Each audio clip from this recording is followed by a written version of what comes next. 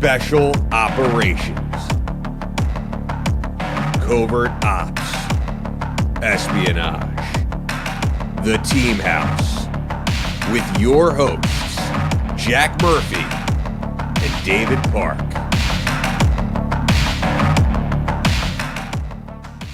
Hey everyone, welcome to the Team House. This is episode 131. I'm Jack Murphy here with Dave Park. And tonight we're having Sean Naylor back for round two. We had him on about a month ago. He is a national security journalist and he's the author of Relentless Strike. And we had like a long 3-hour conversation last time, and we only scratched the surface. We got up to the point where Sean was talking about his embed with the U.S. Army during the 2003 invasion of Iraq. And I realized at that point we kind of had to follow up with part two. And so that's what we're here for today. Sean, first off, how are you doing tonight? How's everything going in your world? I'm doing fine. I watched last week's episode and took notes as to what not to do. So I'm still sober. Not jet lagged. You're not going to take your shirt off? I'm not planning to take my shirt off. Flex for us? Yeah. Well, the question, though, is are you going to get a Sumerian seal tattoo? Oh, my God. Oh, jeez. We had to go there right off the bat. Yeah, the episode with Andrew Milburn came a bit off the rails. People seem to enjoy it. I have no memory of the last hour or so of it, but oh my God. Yeah. Andy is always awesome to have in the studio. He's like, it's amazing. But Sean, thank you so much for joining us, man. I really appreciate you coming back for round two. I want to ask you about this article you wrote that kind of rewrites the history of the Cuban Missile Crisis. Before we get into that, one of my favorite articles of yours, actually. But before we get there, I want to hit up one of our sponsors, yes, A-TAC. So, folks, we want to thank our friends at A-TAC Fitness for sponsoring us tonight. A-TAC, for any of you who are going to selection or any of you who are just trying to get in better shape or maintain the shape you have, they sell these great swimmer kits. They sell these kits that come with these awesome rocket fins, very rigid rubber, vented, open heel, and you want to get the open heel and rigid fins for any kind of finning activities. You don't want like those really soft scuba fins with the closed things. Those are more for like lounging along the bottom of the ocean looking at coral. But these kits come with masks, either the form fitting like this for more performance type swimming, or they have the high volume scuba mask that you see like on maybe what was that old scuba show? Like Sequest, James Bond and Thunder. Yeah. It was, but the round ones, and what those are good for is doing like purging activities where you fill your mask and learn how to purge the air out. They come with snorkels, to help you with your lung capacity, getting comfortable breathing underwater through like a restricted means, and then also these nice, a couple of nice like nylon or whatever they are lines, so you can practice your underwater knot tying and stuff like that. So check out our friends at A-TAC Fitness. That's ATACfitness.com, and it's Team 10 on the promo code for 10% off. Selection starts here at A-TAC Fitness. Awesome. So, Sean, with that said, I'd like to dive right in. Tell us about this article that you wrote. It's an amazing article. I read it and I instantly felt jealous, and I wish I had wrote that. This is just an amazing piece of history that you had captured in this article. Can you tell us about how that piece of history came to you and how you began writing it and what it's about? Yeah, sure. So this is an article that appeared a couple of years ago in Yahoo News, where I was working at the time, and who I'm very grateful to for giving me the time to sort of research the article and write it. That basically tells the story of the human intelligence side of the Cuban Missile Crisis that had never really been publicly told before. And in particular about the role of a CIA officer called Tom Hewitt, a paramilitary officer who had served in the Merchant Marine during World War II, and then joined the CIA. And he had been working out of the Miami station, and without going into too much detail, it's a very, very long story. He basically had recruited and trained an agent to and then infiltrated that agent back into Cuba, and that agent stood up a very successful, at least in the short term, intelligence network that was able to basically lay out the part of Cuba, of Pinar del Rio province in particular, I believe, where the Soviets were moving nuclear missiles. And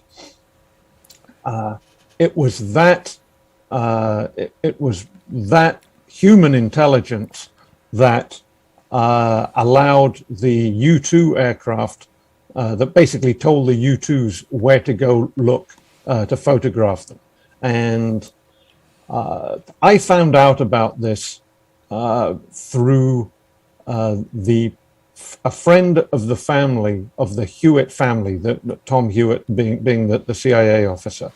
And it was actually some years ago, probably 2006 time frame, I think 2007. And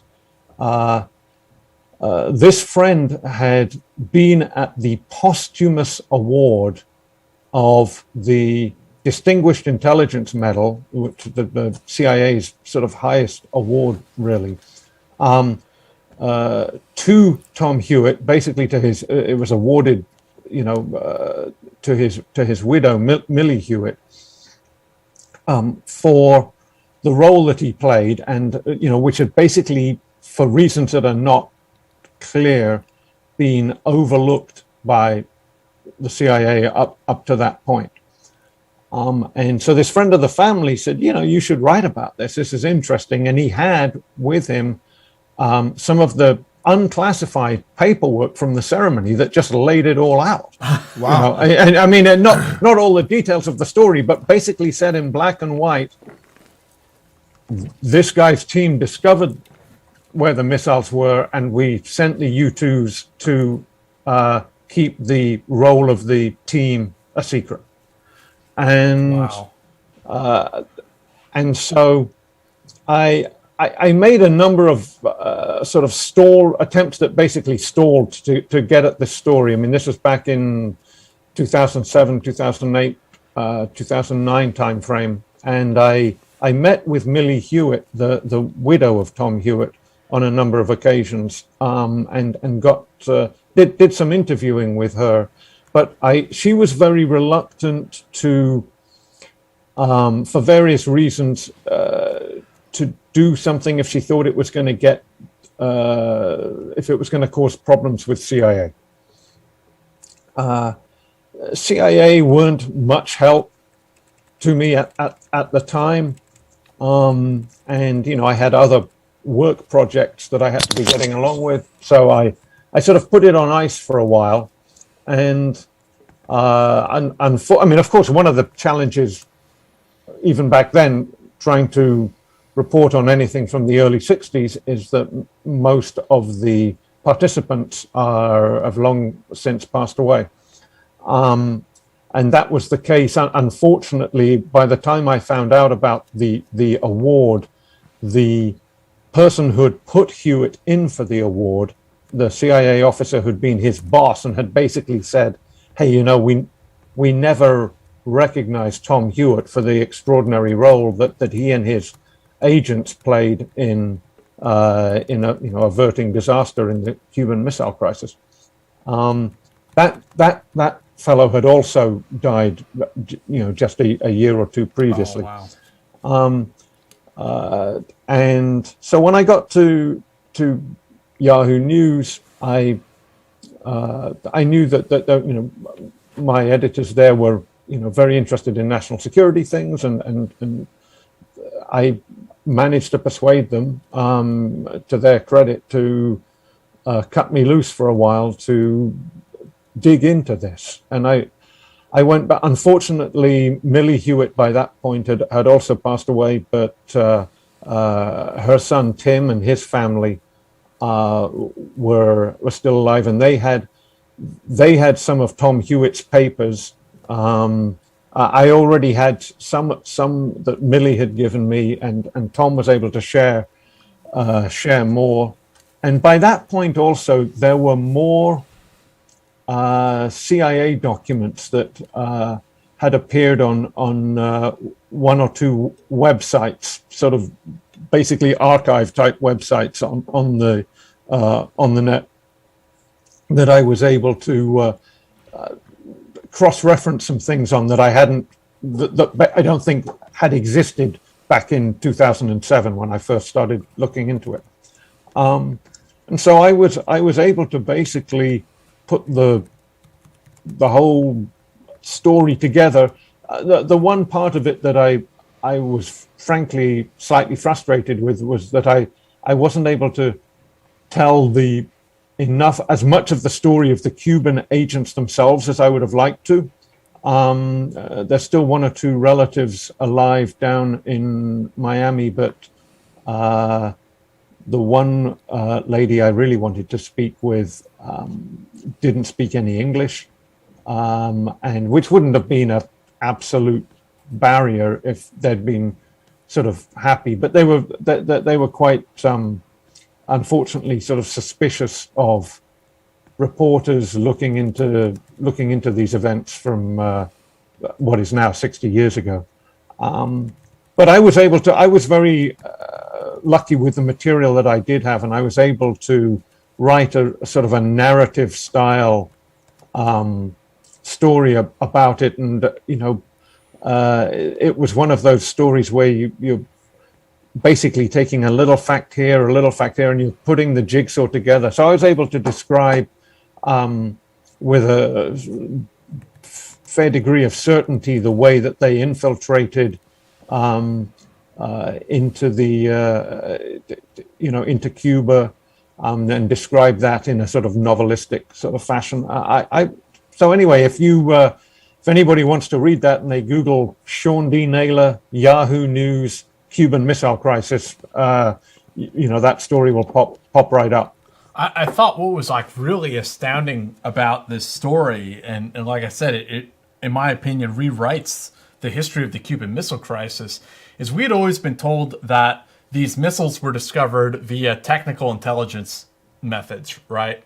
Yes. Your story is saying actually that what happened was that there were human intelligence assets on the ground in Cuba. As I recall, they paddled kayaks up a river and had eyes on the missile launchers, and then reported that back to CIA. They were then able to confirm the information via so it was human being confirmed via a technical intelligence platform, the U-2 spy plane at that time.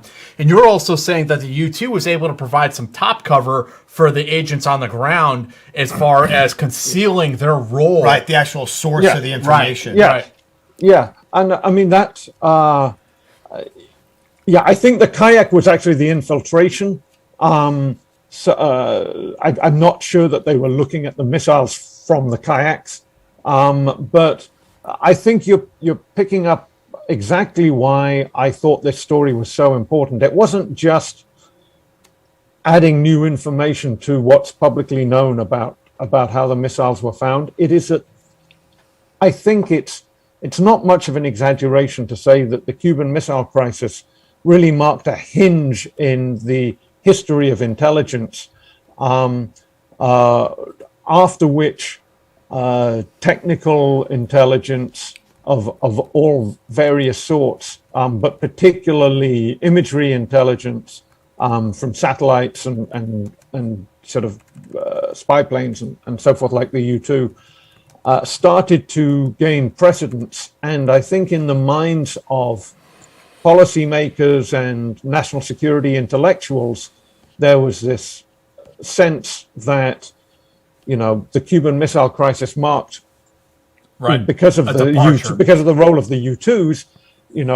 We can increasingly now rely on technical means to gain intelligence, and it began sort of the slow, uneven decline, I would say, of human intelligence, particularly in the civilian intelligence agencies. That obviously has rebounded from time to time, depending on each president's priorities and so forth. But I mean, I think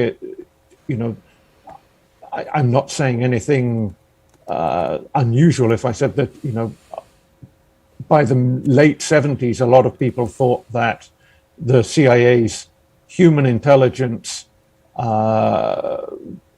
prowess had declined significantly from where it was sort of 15 years previously. And it's kind of ironic, too, because, I think it was like around the Carter administration when they really started saying, look, like technical capabilities are the future of intelligence. We don't need all this human intelligence. The CIA lost a lot of their very experienced people, like from the OSS and things like that. And like you said, this was kind of one of the focal points or the genesis of it. The U2s grabbing it, or determining it when it was actually done by human intelligence. Yes, it's a classic spy operation. Right. Classic human intelligence spy operation. I mean, it was a case officer training up a couple of agents, recruiting and training them, and then infiltrating them behind enemy lines into enemy-held territory, and them reporting back, on sort of wireless, and that was it was classic, old school Cold War spying. And the lesson that probably should have been learned from that is it's a case study of these different types of ints working with one another and supporting one another rather than just relying on one or the other. Exactly, yes. It's also a case study, and I think in the intelligence community being horrible at PR and, understanding that keeping your means and your methods a secret is very important, but also is really recruiting guys and putting them on the side of the road really that secret of a tactic that they're afraid even so many years later that they don't want to come forward and say, hey, we won. We won. We achieved this. Yeah. This is how we did it. Not like this is how we recruited the sources. But everybody knows that every intelligence service across the world recruits sources, recruits assets. So, when at that time, what were we hearing about the CIA? We were hearing about the failed assassination attempt with the cigars. We hear about these bad things, but it would not hurt these organizations sometimes to tout their victories. Yes, no, I agree. I mean, and I was sort of surprised that, the CIA, when I really reported and wrote the story for Yahoo News, the CIA tried to help me, but they didn't come through with an awful lot. I mean, most of the stuff in that story I came up with on my own. But on the flip side of that is they did actually tweet the story out when it was published on the CIA Twitter handle. So, I suppose I should be grateful for that. Yeah, I mean, you did him a favor, really, Sean. Yeah. By the way, it didn't. Getting tweeted by the CIA is great, having a story to it, but I once was retweeted by then President Donald Trump. And if you want to see traffic, that's how to do it. That's Right. You're either an instant hero or an innocent villain in that. But what story was that the president retweeted? As soon as I said that, I'm like, oh, they're going to ask me what story it was. It was one of the direct action missions in the Middle East. I don't think wasn't al-Baghdadi. It was one of it was in Yemen. I think, was it it was sort of 2018, 2019. Oh, it's the one where the Osprey got shot down, right? I There's a Navy SEAL who was killed on the operation. No, it wasn't the one where Okay. it wasn't the one right after his. It was right. Yeah, that was right after his inauguration. Right after his inauguration. No, it was later than that because I wasn't working for Yahoo News in 2017. So no, it was. I mean, it's embarrassing that I can't remember, Okay, but it was one of the. It was one of find the. it another time. Probably JSOC missions. It wasn't al-Baghdadi. It was somebody else, and it was sort of, if I recall, it wasn't immediately clear that the United States had done it, but it was a very quick story. It wasn't like a story that I invested a lot of time. It was more like I wrote a story like people are reporting that this guy is dead, and I tweeted it, and then the president tweeted it out, retweeted it, which seemed very much like an confirmation. That seems like confirmation. Seems like confirmation. U.S. killed top leader in Yemen, Al Qaeda leader in Yemen. It was Qasim al-Raymi. There you go. So, hats off to Dave for his Googling skills. You know it, man. So, Sean, I would like to pick it up where we left off in the last interview, where we got up to your embed with the U.S. Army in Iraq in 2003. Yeah. You had some wild story about going over the side of a wadi in a Humvee, but I'll let you pick it up wherever you would like to begin with your embed experience during the invasion. See, to prepare for this, I watched the last episode that we did, the part one, and did I discuss the Wadi story? Very briefly. We didn't really get into it. So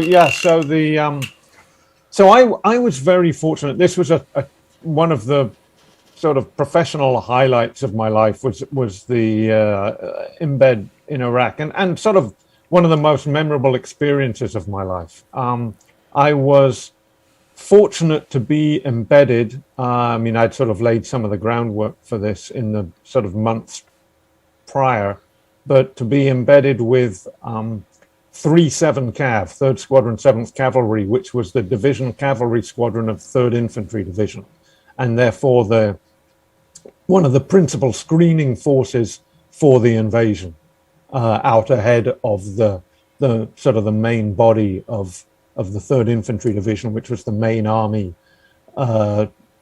division that was launching the invasion. And what the hell?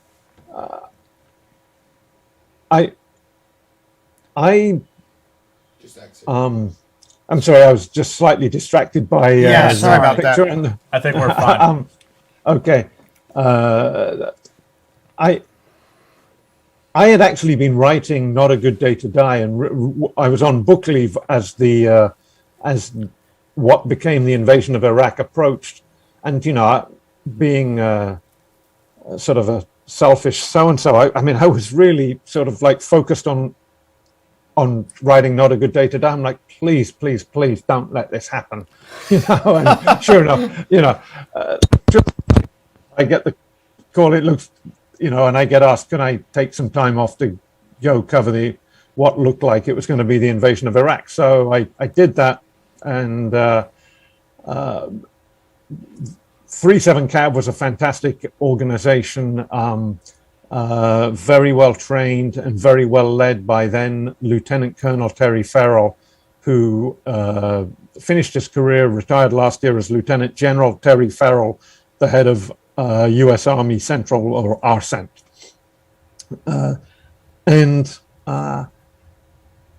We'll talk about the Wadi. I mean, that invasion is sort of like a series of images and memories for me now that are just sort of like higgledy-piggledy in my mind, and I would be hard-pressed to put them down one after the other chronologically, in all cases. There was one period when we were basically in and out of combat for about 24 hours straight. Just all kinds of craziness happening. We can get to that later. The Wadi story is always amusing to me because I think of all the embeds that I've done, this might actually have been the most dangerous moment, and it had physically dangerous, and it had absolutely nothing to do with enemy action. So it was like the second night of the invasion, and I was riding. I spent most of the invasion riding in the squadron commander's Humvee. Now, the squadron commander himself, Colonel Farrell, was in a Bradley cavalry fighting vehicle. But I was in a Humvee driven by a terrific E3, a private first class, Randall Duke Nukem. And the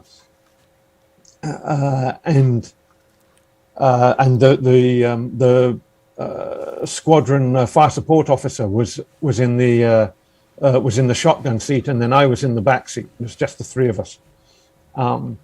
And so the invasion started in Middle East time in the at night. So we'd been up all day, then we started that night, crossed the line of departure, the LD, driving with nothing basically happening, just driving fast across hard-packed sand for the next day.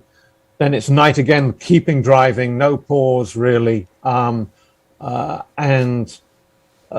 course, that's very tiring if you're the driver. I basically didn't have much to do, and I was sort of, if I wanted to nod off, I could nod off, as as a lot of your viewers will know. The Humvee is perhaps one of the least comfortable vehicles designed for the military, and it seems to specifically have been designed to make it very difficult to fall asleep in the back seat. So, but somehow I managed. So the second night, I'm basically asleep in the back seat, and I wake up suddenly, and I'm asking myself, a series of thoughts go through my mind in half a second. The first thought is, oh, I'm awake, and then the second thought, and I'm awake in a Humvee in Iraq, or I guess it was Iraq at that point. And then I was wondering, well, why am I awake? Something's wrong. and then I was like, oh no, this Humvee is not in contact with the ground at all. Okay. And so what had happened was the route that basically there was a big wadi, a dried up riverbed. In my mind, it was like 50 feet high, but it was probably more like 10 feet high. And an engineer element that was forward of us was supposed to have, I think did mark it out with sort of like white engineer tape, and I think maybe a couple of traffic cone type. but PFC Nukem, probably just missed these in the dark. I mean, he's driving with nods on, and that's these are early 2003 nods, right? PVS-7s probably. And they, they're very tiring to keep focused on hour after hour. So he'd just missed this, and we had gone sailing off the edge of this wadi. So I'm like, this is gonna hurt, and I'm like, get into sort of the tuck and cover. Yes, the crouch position. And I should have mentioned that this was the Humvee. It was not an up armored Humvee, but it was more like a cargo Humvee with the kind that has the sort of the I don't know what they're made of, but the sort of the X-shaped sort of like canvas. The canvas over the top of it, yeah. Well, yeah, but the things that are everything in the back is being held in the back by these sort of Like ratchet straps. Yeah. you know what I'm talking about? So like you've got the straps. Yeah, you've got you've got like the cargo straps on the stuff in the back. Yeah, so there's all that's between me and the cargo is these cargo straps. Yeah. So the Humvee impacts the floor of the wadi. Fortunately, this was early enough in the invasion and in the war that we were all wearing seatbelts. Yeah. Because as you're probably aware, once you're in an urban fight, there's different opinions. A lot of people think it's better to not wear the seatbelt. So if somebody drops a grenade in the window, you can unass the vehicle quickly.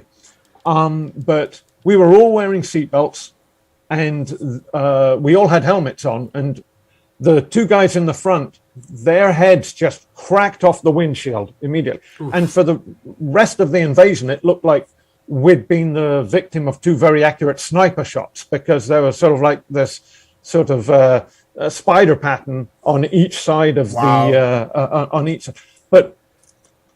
And all of the luggage, the straps just snapped, and all of the luggage came flying through the back of the vehicle. So I'm like buried under this luggage, still strapped in, just sort of like almost immobilized.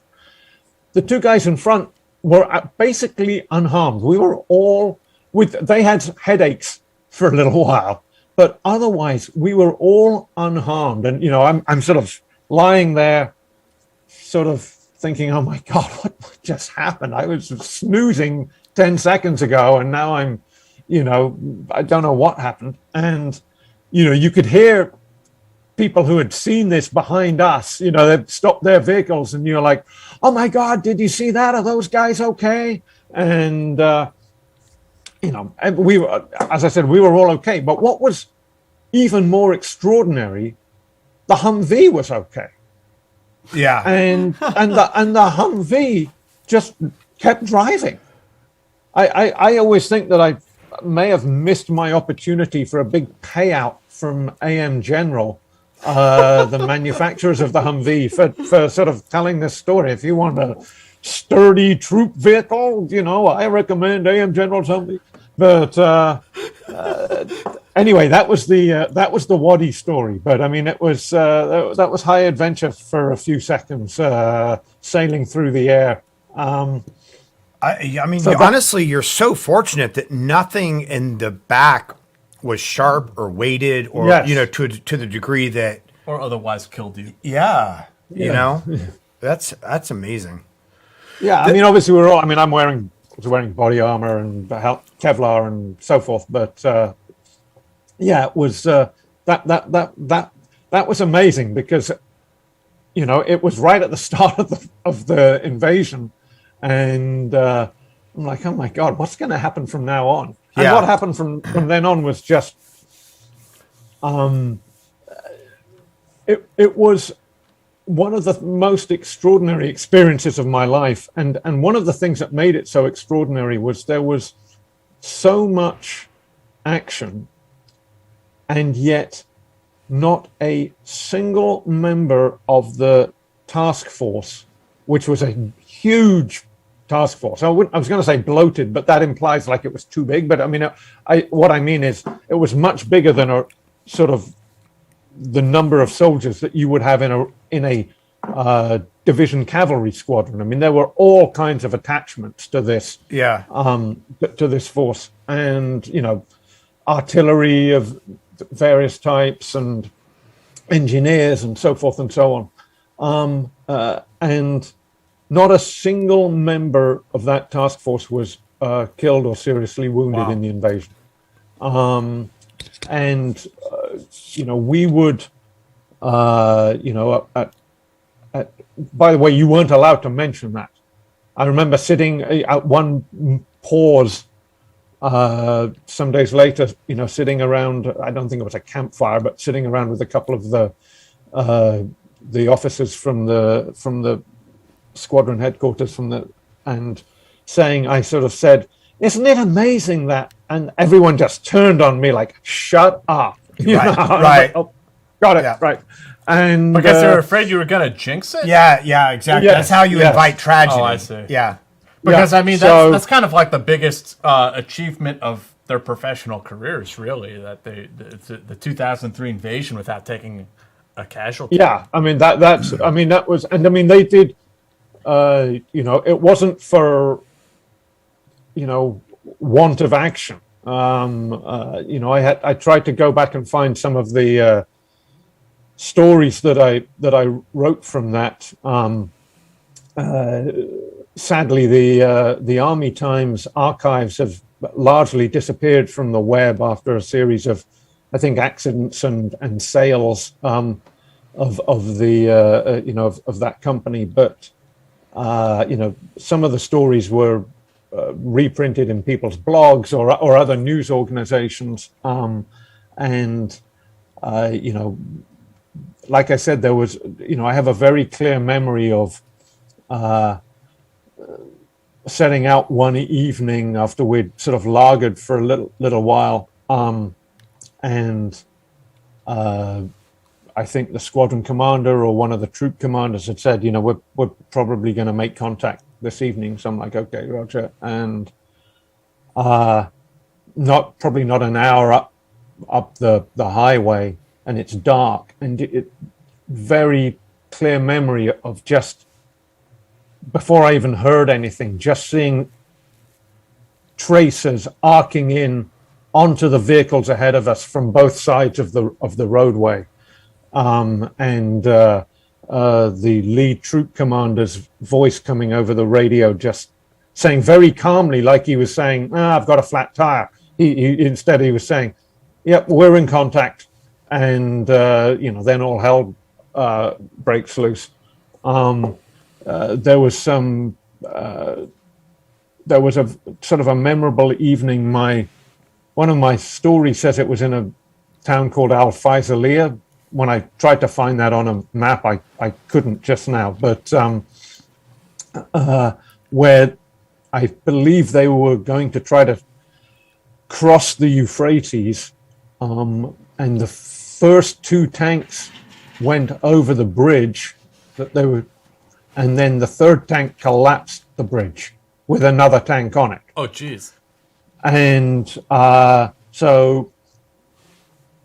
and this was in the middle of a sort of firefight with the Fedayeen.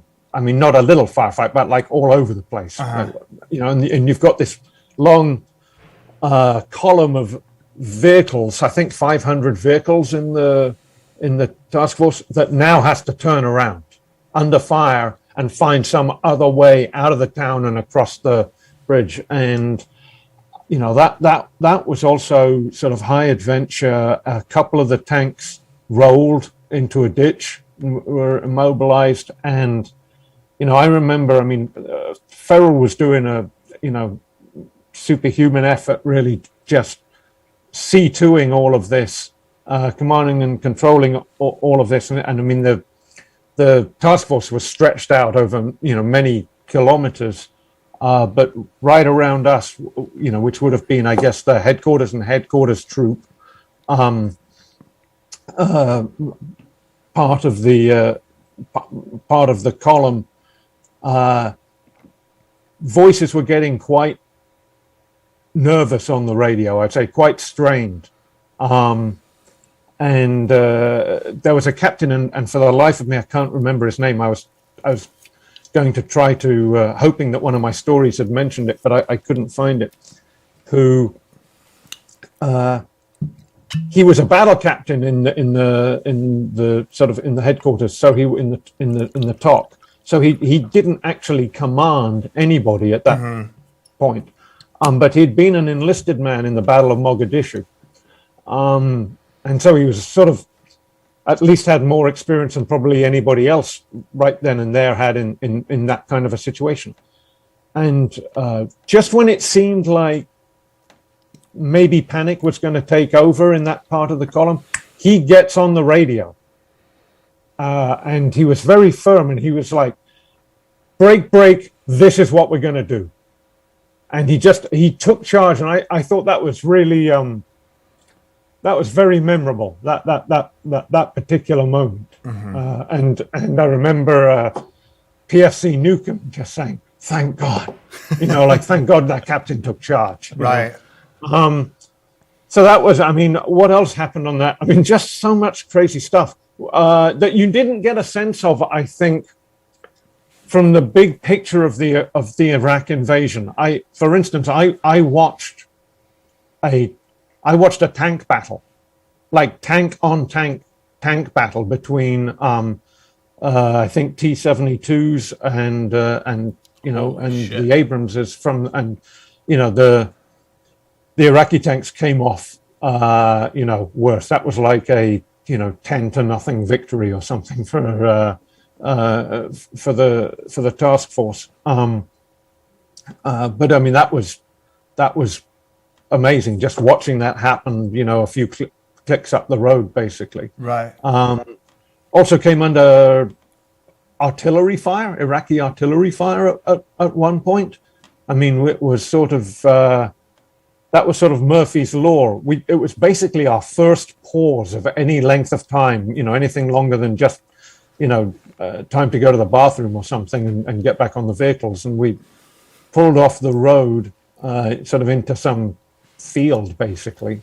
And at least the TAC, I guess, is what you would call it, the Tactical Command Post, and associated vehicles. And it was the first time that I think that I'd taken my body armor off in like several days, right? Even to sleep. And so I was like, oh, thank God this is all, sat down. Next thing you know, boom, and there was also a CBS team that was riding in. I think they actually had their own Humvee or their own vehicle. I can't remember. And they had a bodyguard with them, like a guy paid to keep them alive, who was a former Australian SAS operator. And I just remember him running past me, shouting, "Get your shit back on!" to the CBS crew. I was very impressed with how quickly that all those armored vehicles went from, we're going to sit down and, maybe eat an MRE and have a cigarette or whatever, to wheeling out of there. I mean, It was in like 60 seconds that happened. We were gone before much more of that artillery fell. It did. It hit nearby as well, and I think wounded somebody from the 2nd Brigade of the 3rd Infantry Division. But you don't hear much about tank battles or Iraqi heavy artillery zeroing in on U.S. forces. So,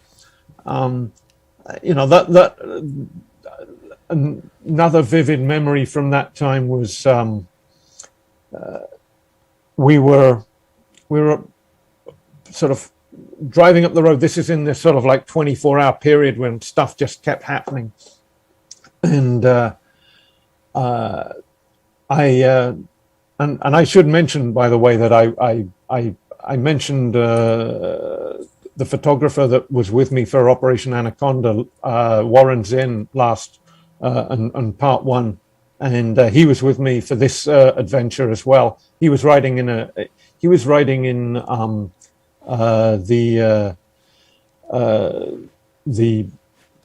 I guess it was the JSOC vehicle,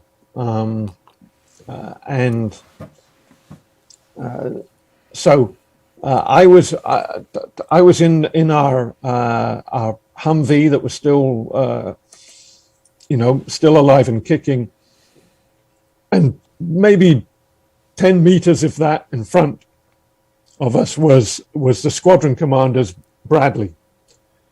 And we're all obviously sort of looking forward, although, I mean, I think we're also sort of scanning left and right and because by this point, there's some small arms fire coming in. It's broad daylight.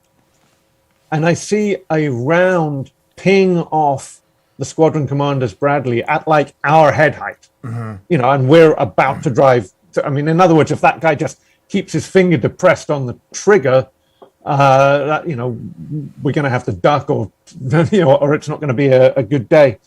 And PFC Newcomb had his M16A2 between his knees, and I think he had his window wound down or unzipped. I think it was the wind down window at that kind of Humvee. And all of a sudden he's driving the Humvee with his knees and his left hand, and he is spraying bursts of M16A2 fire, you know, basically through the head, you know, at the hedgerows from which we're taking fire.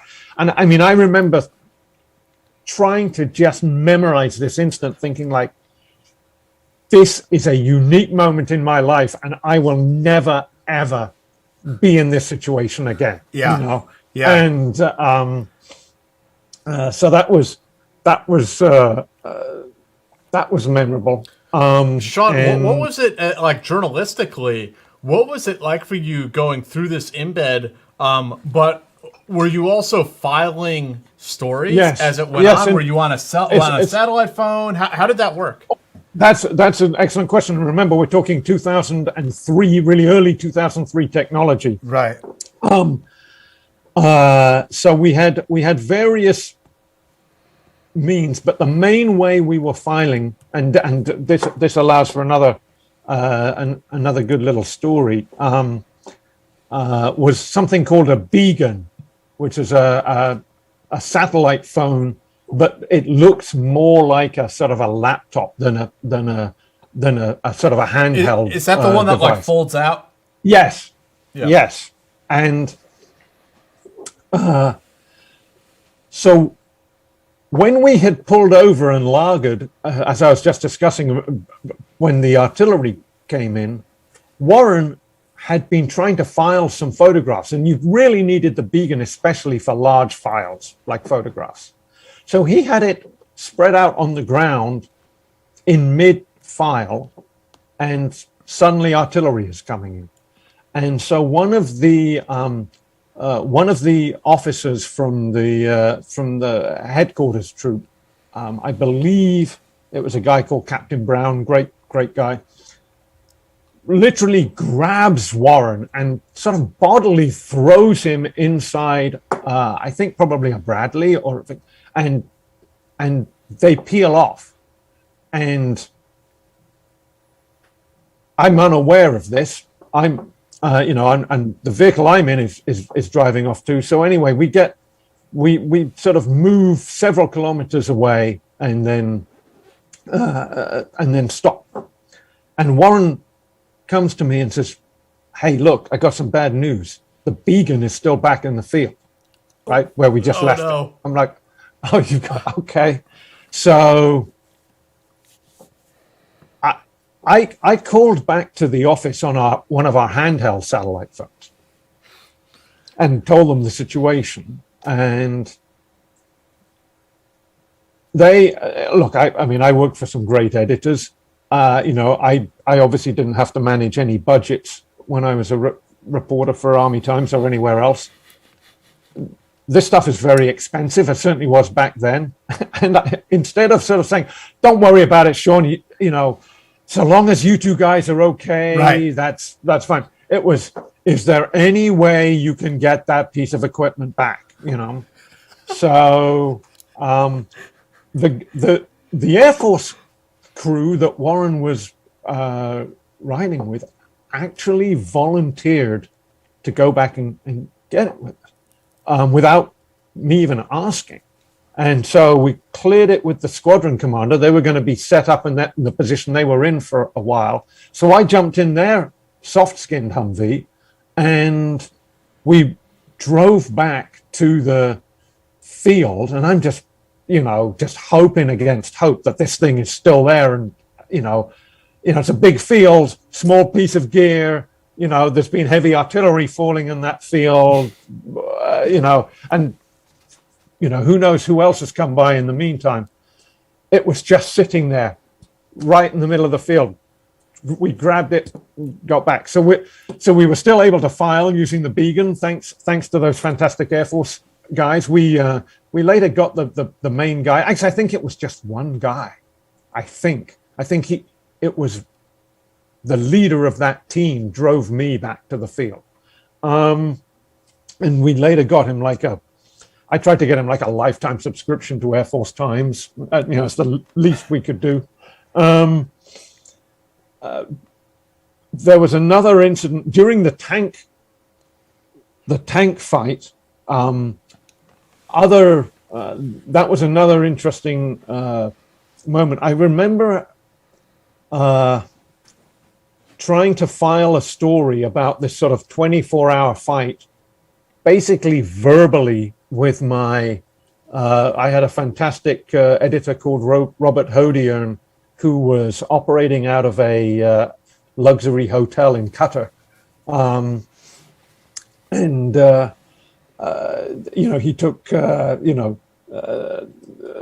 great joy in, I'd be saying, yeah, it's like, 20 days since I took a shower. And he's like, wow, yeah, well, I'd like to hear more, but I've got to go and I've got a tennis game arranged for yourself. I have a manicure. I have a mani-pedi. Yeah, exactly. So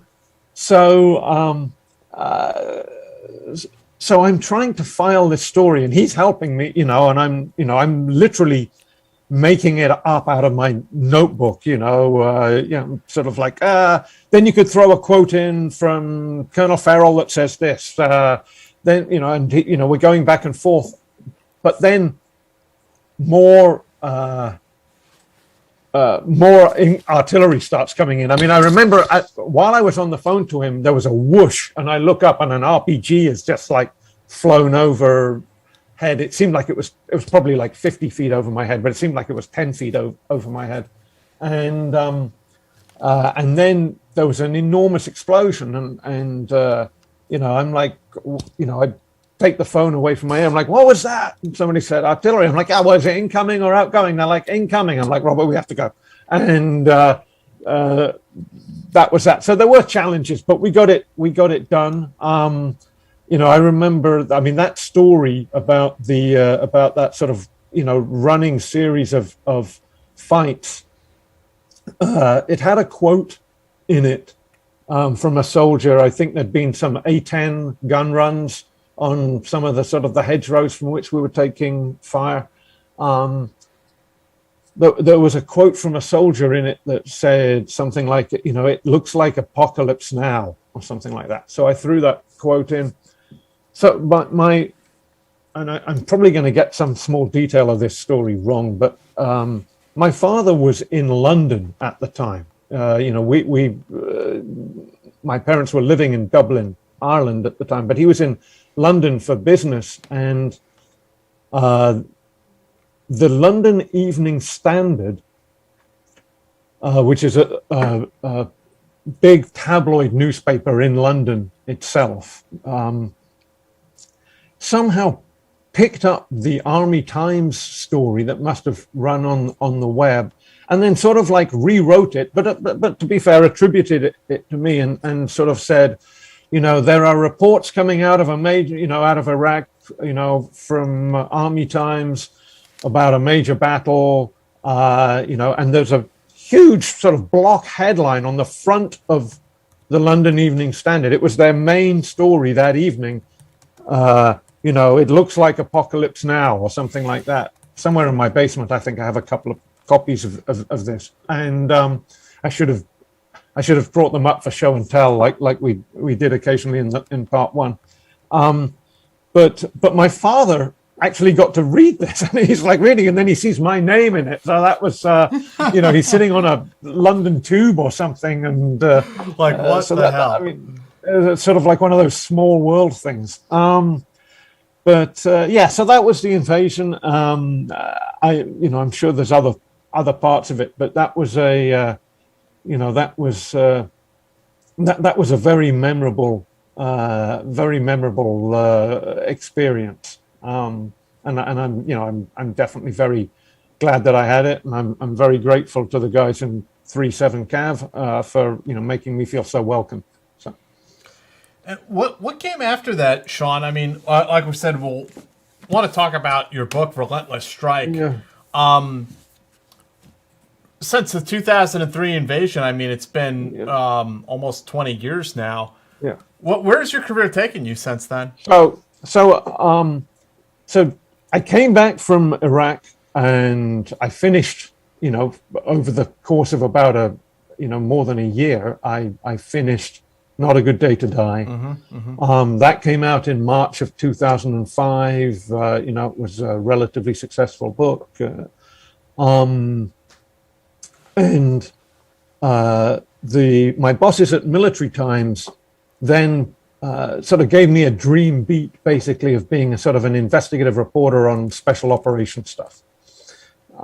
And so I loved that, and I did that basically for the next 6.5 years, with breaks for embeds. And a lot of the embeds were not, some of them, the embeds, one or two of them were with special operations elements, usually SF, special forces elements. But most of them were with sort of conventional army units, or increasingly with sort of folks who were doing training, and advising missions in Iraq and Afghanistan. So in the fall of 2005, I went back to Afghanistan for a month. In fact, that was one of those embeds was with the Desert Eagles, the 1st Battalion of 3rd Special Forces Group.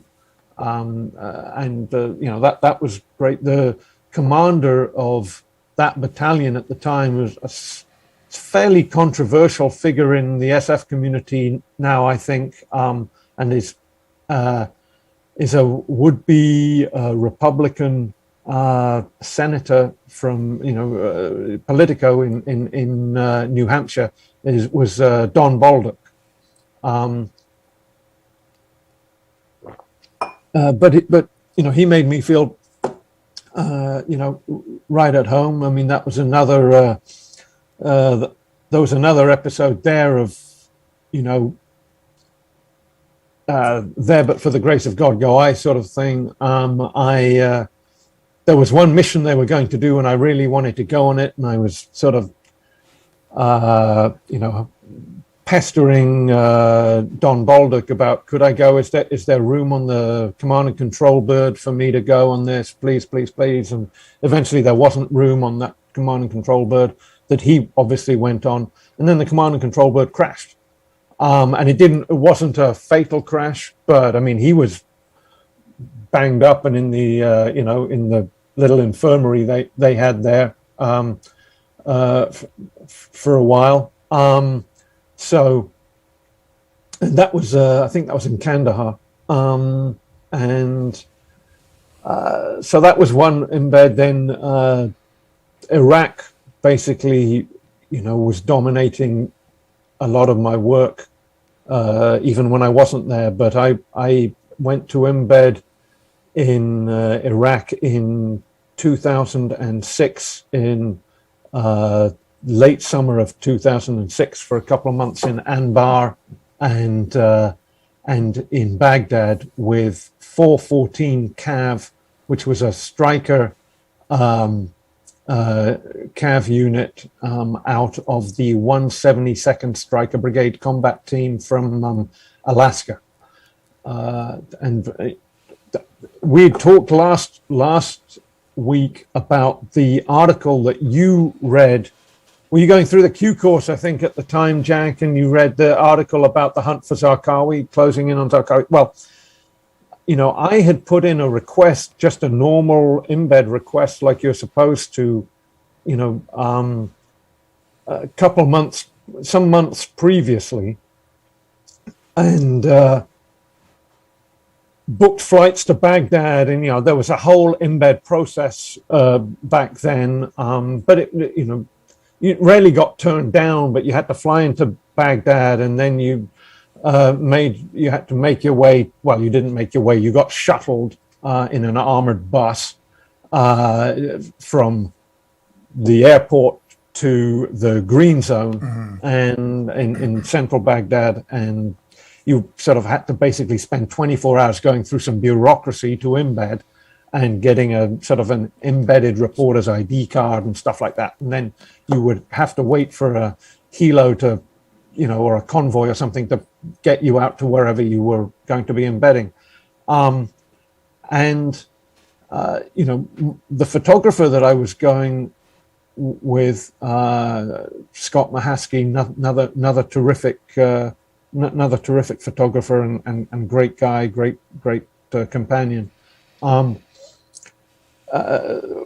We had tickets, and I was getting a little nervous because I hadn't heard anything, and so I reached out to the sort of the public affairs shop in Baghdad, and I basically had underestimated, even though I knew it had caused a big stink in the soft community, the degree to which that article had upset basically the general U.S. military leadership in Iraq, because I was told, and this is almost a direct quote, whoever I was speaking with in Baghdad said, "Sean, I've just got to tell you, no army unit is going to embed you."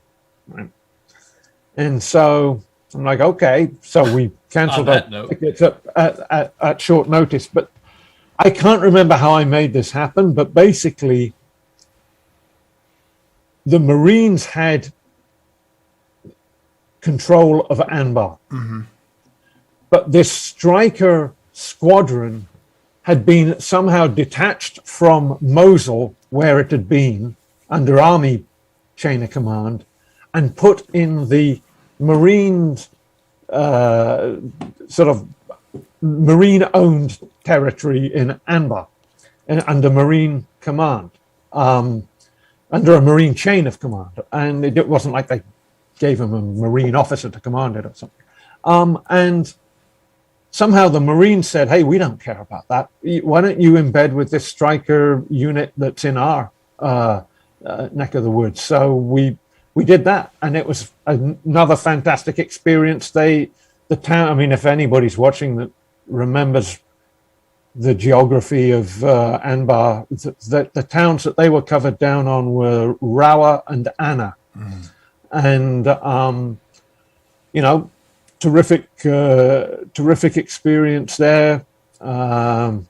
We'd get occasional rocket fire. I went for several years. I sort of had a bizarre record of every fob or cop that I was on got rocketed while I was on it. Usually to no great effect. But I remember that happening once or twice out there. So that was 2006. Of course, Baghdad was a different story. That brigade, to include that striker brigade, to include its orphaned cavalry squadron out in Anbar, got extended. For another 3 months, I think, or 6 months. I think it was 3 months. That this was part of, I think, probably part of the surge, and they were sent to Baghdad, and again, one of these sort of like, wouldn't say it was a near miss, but a degree or so away from being a near miss. I was bedding down in the sort of the GP medium at Victory Base Complex, which is the big operating base adjacent to Baghdad International Airport, just a massive sprawling, basically coalition base. And I was bedding down with the sort of the battle captains in their GP medium from the headquarters company. And one day in the middle of the day, while we're all in the TOC, I think, in the Tactical Operations Center, a rocket comes in and impacts like a yard from our tent and doesn't go off.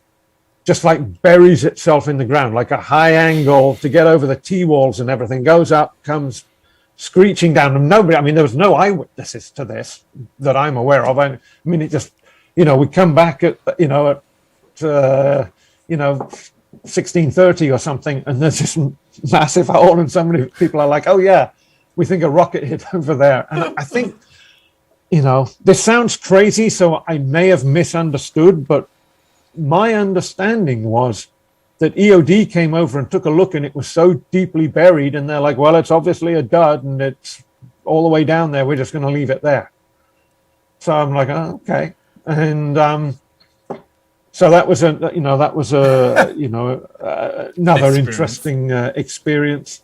Sean, when you were in Anbar, were you like at Al Assad? Were you at Haditha Dam? Like where were you based out of? They were basically the landowning unit for these two towns, Rawa and Anna. Okay. So that's basically what they were doing, everything from key leader engagements to, patrols, and I was going out with them and covering all of that sort of stuff. Now, I think we did get to Al-Assad on the way back. Okay. I think did we fly? I can't remember. I think we flew back to Baghdad somehow. I have memories of sitting around Al-Assad for several days. I remember there was a sort of very comfy chair in the green beans coffee that I would hang out in, and I also remember I'd gotten my hands on you guys probably remember this, that there were the local traders who were allowed onto these bases somehow always had extraordinary collections for sale of pirated DVDs of like everything. Movies and TV shows, right? And recent ones, right? Right. And so I remember getting the DVDs of the show, the HBO show Rome. Oh yeah, and just watching those. I hadn't even seen season 2, so I mean that was it. The guy had both seasons, you know, and so that was that's what I remember. So I know I was at Al-Assad. I mean, it's hard to describe to to folks who weren't in one of these huge bases at the height of the wars in Afghanistan and Iraq. I remember when I was in Ranger Battalion, the television show that was on at the time was the OC. If you recall that, it's a total lukewarm melodrama about teenage kids out in California, and we were like fighting over those DVDs in our platoon, and like we'd be sitting down to like brief con ops before we'd go out on missions, and there'd be like squad leaders yelling at each other, "Who has disc 3, motherfucker? Give up disc 3 right fucking now!" And then it would turn into fights about like who's sleeping with who on the show and which girl is up to no good, and there'd be big fights right there in a Ranger platoon before going out on a mission, and this is what we're arguing about. Yeah, exactly. I mean, what I remember also is just how vast and organized these FOBs were. I mean, there was we obviously it was a cavalry named unit, I think, but it was a striker infantry, part of a striker infantry organization. So there weren't many vehicles to go around, and so this massive airbase, if you wanted to go to Chow or to Green Beans Coffee, you had to take a bus. Right. I mean, there were literally mini buses, and it was like, oh, if you want to go to Green Beans, the number 2 bus runs every 20 minutes, right. From that stop over there.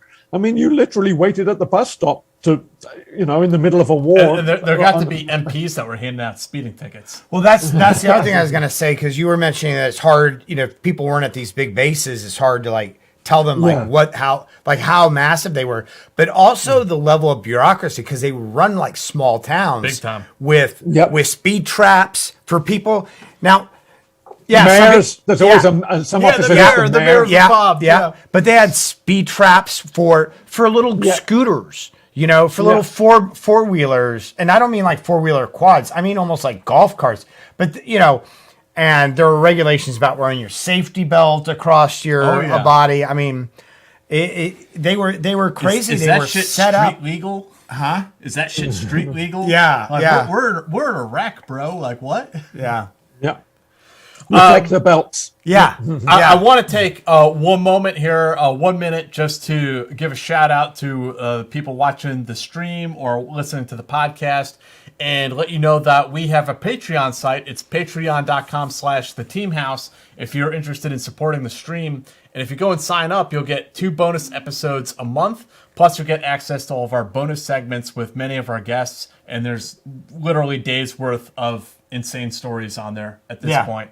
And so there's a link down in the description if you want to check that out. And, we appreciate everyone who supports the stream. And also, I mean, definitely, if you guys have not read Relentless Strike, which the secret history of Joint Special Operations Command, I mean, this is really probably the book on. If you watch the Team House, like, you kind of have to own this book, right? And you have to read it, right? And it's on Amazon. It's on anywhere you can buy a book. But I read a lot of ebooks, so it's nice there. And also, Not a Good Day to Die, which is sort of the untold story of Anaconda and Afghanistan and what happened there. Sean, could you tell us a little bit about like how did this book Relentless Strike come about? Because just on my end, for whatever that may or may not be worth, I remember going in to have a meeting with an editor at St. Martin's Press, and your manuscript for this book was sitting on the desk, and it was like this high. And I was sitting there trying to focus on whatever the hell we were talking about, but I was like, damn, I really want to read, because he told me, like, patent this, he's like, this bad boy right here, this is the history of JSOC from Sean Naylor, and I was like, damn, I want to read that right now. And then I remember when your book was published, and like people at SOCOM were running around with their hair on fire that day. Can you tell us a little bit about the genesis of this book and how it came about? Sure. So, I mean, I had been covering special ops almost exclusively from 2005 to 2011, late 2011, and like I said, other than the embeds, and I did an embeds in 2009 and 2010. I went back to Afghanistan on both those years for a while, part of each year. But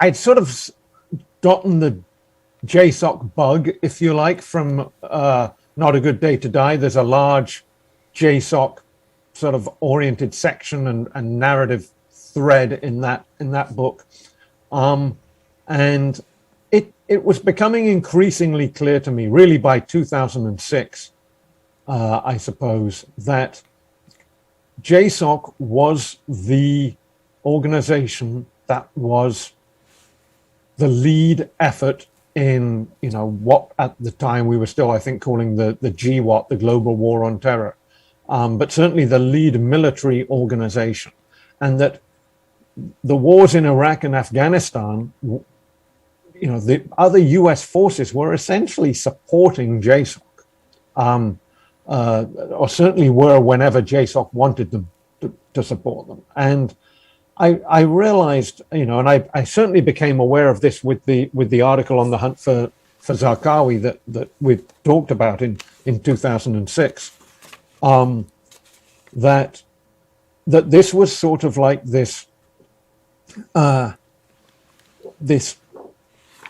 cloud, this black hole in the middle of the United States public's collective knowledge about the wars that they were paying for, or we were borrowing the money from China to pay for, I can't remember, but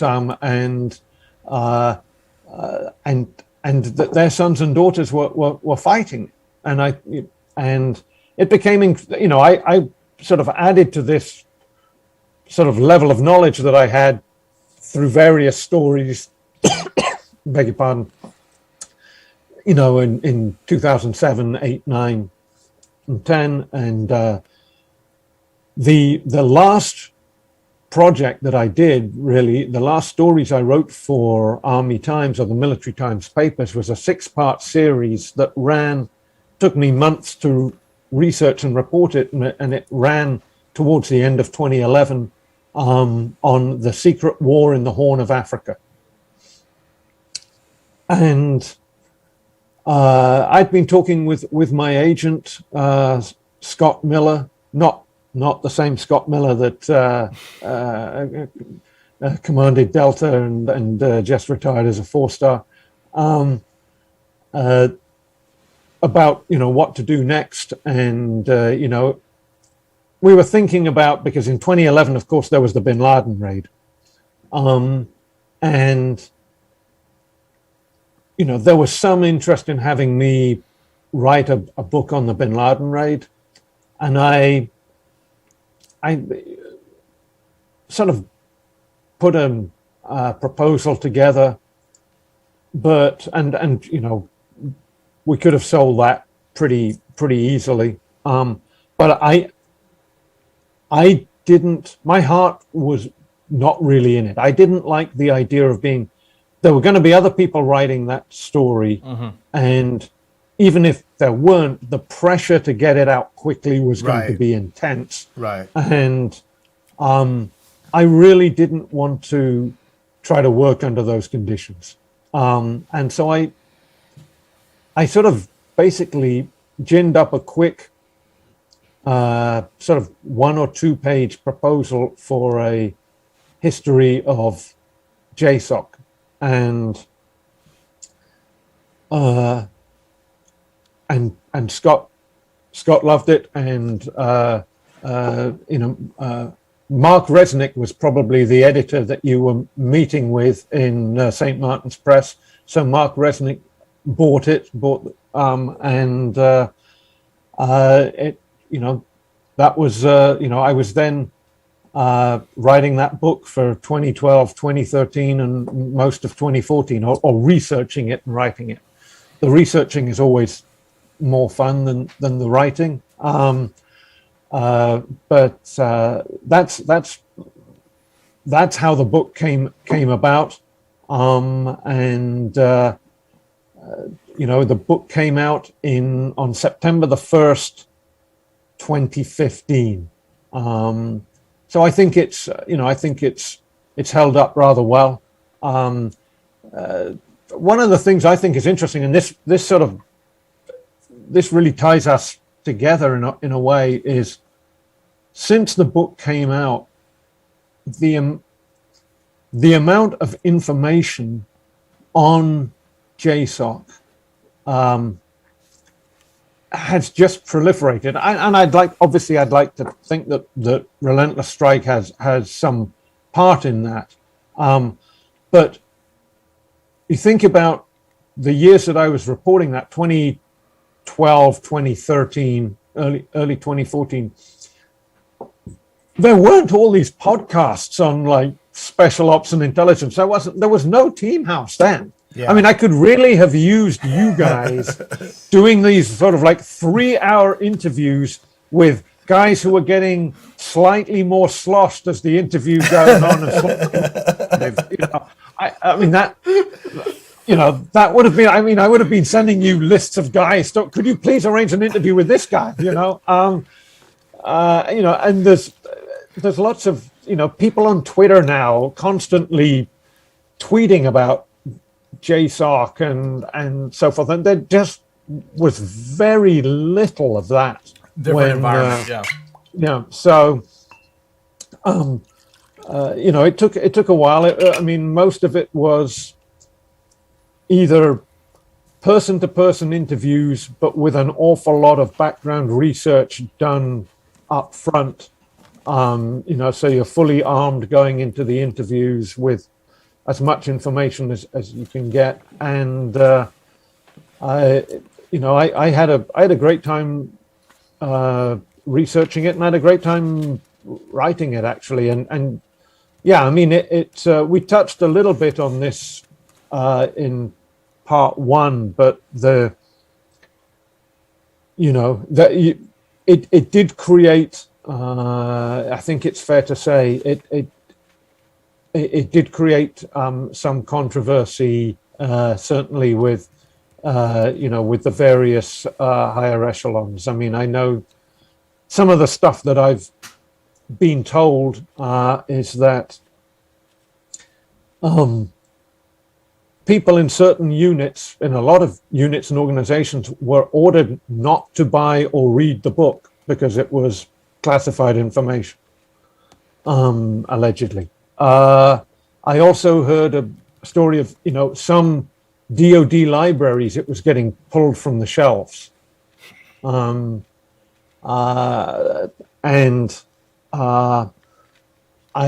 also sort of received anecdotal reports that people who were, let's say, going to be augmentees in one of the JSOC task forces, they would flesh out their staffs with a lot of individual augmentees, and when these folks got read onto programs by security officers or given briefings by security officers, they would sometimes even flash a photograph of me up and say, do you know this person? Don't ever talk to this person. That sort of thing. I strive in my professional career to reach that level one day, Sean. I hope to one day arrive where you are, where I'm coming up on PowerPoint presentations and they're saying, do not talk to Jack Murphy. He's a horrible person. Don't do it. And perhaps the greatest compliment that was paid to the book. I mean, we can talk a little bit more about some of the controversies, but the General Tony Thomas, when he was the SOCOM commander, I believe, he was giving a public address, a talk in Washington that somehow I didn't know about or didn't attend, but he was quoted in the Washington Post, apparently, without naming me or my book, but the Post sort of said it looked like he was talking about Relentless Strike, calling it, quote, the motherlode of information that should have never, ever gotten out of our camp. Which, if he'd said it about a month previously, it would have been in time to put it as a blurb on the back of the paperback. Right. It didn't just miss that deadline, unfortunately. So, I mean, it's, I actually have a lot of the folks that get really angry at me. Sometimes it's unfortunate because I have a lot of respect for them, professionally and what they've achieved. The other thing that happened was SOCOM sent letters out to just about every person who'd ever been in the military, not just JSOC, but in the military, and who was mentioned by name in the book. And I think they FedExed these letters. At least I know one or two people who got them FedExed to them, saying, it's come to our understanding that your name is going to be featured in this book. I think what SOCOM had done was they'd gotten some friendly reporter, probably in the Tampa area, to drop a galley, a bound galley by, and so they were able to get a head start on the book's publication, and they made it out like the threat to whoever they were sending the letter to was identity theft. Here are all the identity theft resources we can place at your disposal, but then they got to sort of like the real reason they were sending out the letter, I always felt, which was they basically said, on no account should you discuss or confirm any information in this book, it's a scare tactic. With your family, with friends, and so forth and so on. I mean, somewhere I have a copy of that letter, of course I do, and but I should have looked it up before we started before we started streaming. The book is 439 pages, and then there is an additional about 100 pages here of endnotes and the index. I mean, it's a thoroughly researched book, and I'll tell you, Sergeant Major Mike Vining, who's been on this show before, told me this book is highly accurate. And if you got an endorsement from Sergeant Major Vining, I mean, that's about as good as it gets. Well, I appreciate that. Yeah, I'm going to have to go back and rewatch that stream now just to make myself feel good. But, that episode. But Sean, what is your what for people? For the people who have criticized, the so-called classified nature of the book, or that it's spilling, secrets, or what is your take? What is your counter argument to that? My counter argument is sort of multifold, really, or manifold. One, I actually reached out to very senior people in the sort of SOCOM and JSOC world while I was in the fairly early stages of working on Relentless Strike. And I basically tried to get them to, I said, look, I'm going to write this book. If you would like to help me, that would be great. And that would have given them, that would have given those commands an opportunity to leverage some of the greater access they might have given me to individuals and to information, and even to things like, predator feeds and stuff like that, and they could have then tried to at least bargain for keeping. I mean, one of the things that really upset them supposedly was the amount of names that are in the book. Right? Now, I mean, at the time, I don't know whether this is still the rule because I don't cover SOF on a day-to-day basis, but at the time that I wrote the book, the general rule for embedding with SOF was, this is a SOCOM rule, you couldn't name people under the rank of 05. Now, I think, and this is my memory, but I mean, again, I haven't read through the book for a long time, that there isn't anybody, when the book came out, there was nobody under the rank of 05 who was still in the military, in a JSOC job and named in the book. But be that as it may,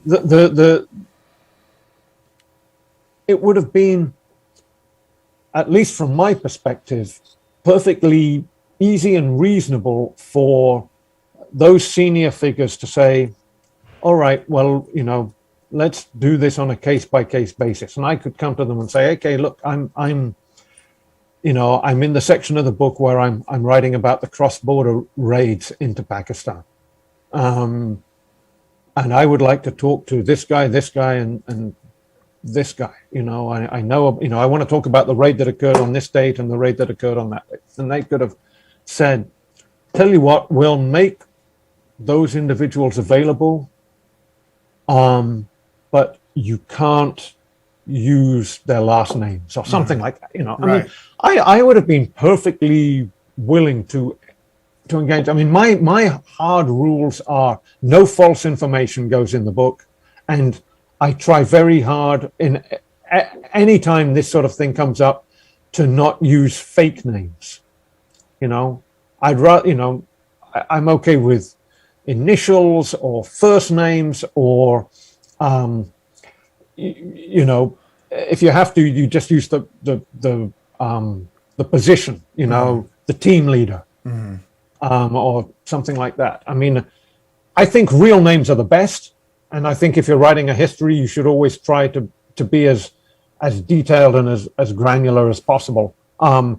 But so that was an opportunity that they basically spurned, which I thought was unfortunate. I mean, it was very respectful. It wasn't; these were not angry conversations, right? But but they sort of had to sort of basically politely decline. I think they felt like they were in a position where they could not, and this was something we talked about before, the culture and by making the sort of the first rule of JSOC, the Fight Club rule, the first rule of JSOC is you can't talk about JSOC, and making that a hard and fast rule and so forth, and everybody signs non-disclosure agreements when they go into those units and so forth, and it's painted them into a corner where they've got very little room to maneuver when a guy like me comes and says, look, I'm going to write this book, and you can have some leverage and some or not. But Sean, if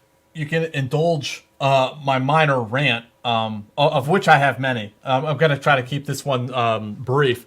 But when people talk about, or when the command says you're not able to name anyone who's below the rank of 05 or 06, I think that also speaks to the military's class system or caste system. And what that's really about is they don't want NCOs taking credit for operations. And they want colonels out front and generals out front taking credit for military successes. And they absolutely do not want a sergeant major, a master sergeant, first sergeant, or sergeant first class out there talking about operations, because it is an officer that is supposed to take credit for those. And no, I mean, am I wrong?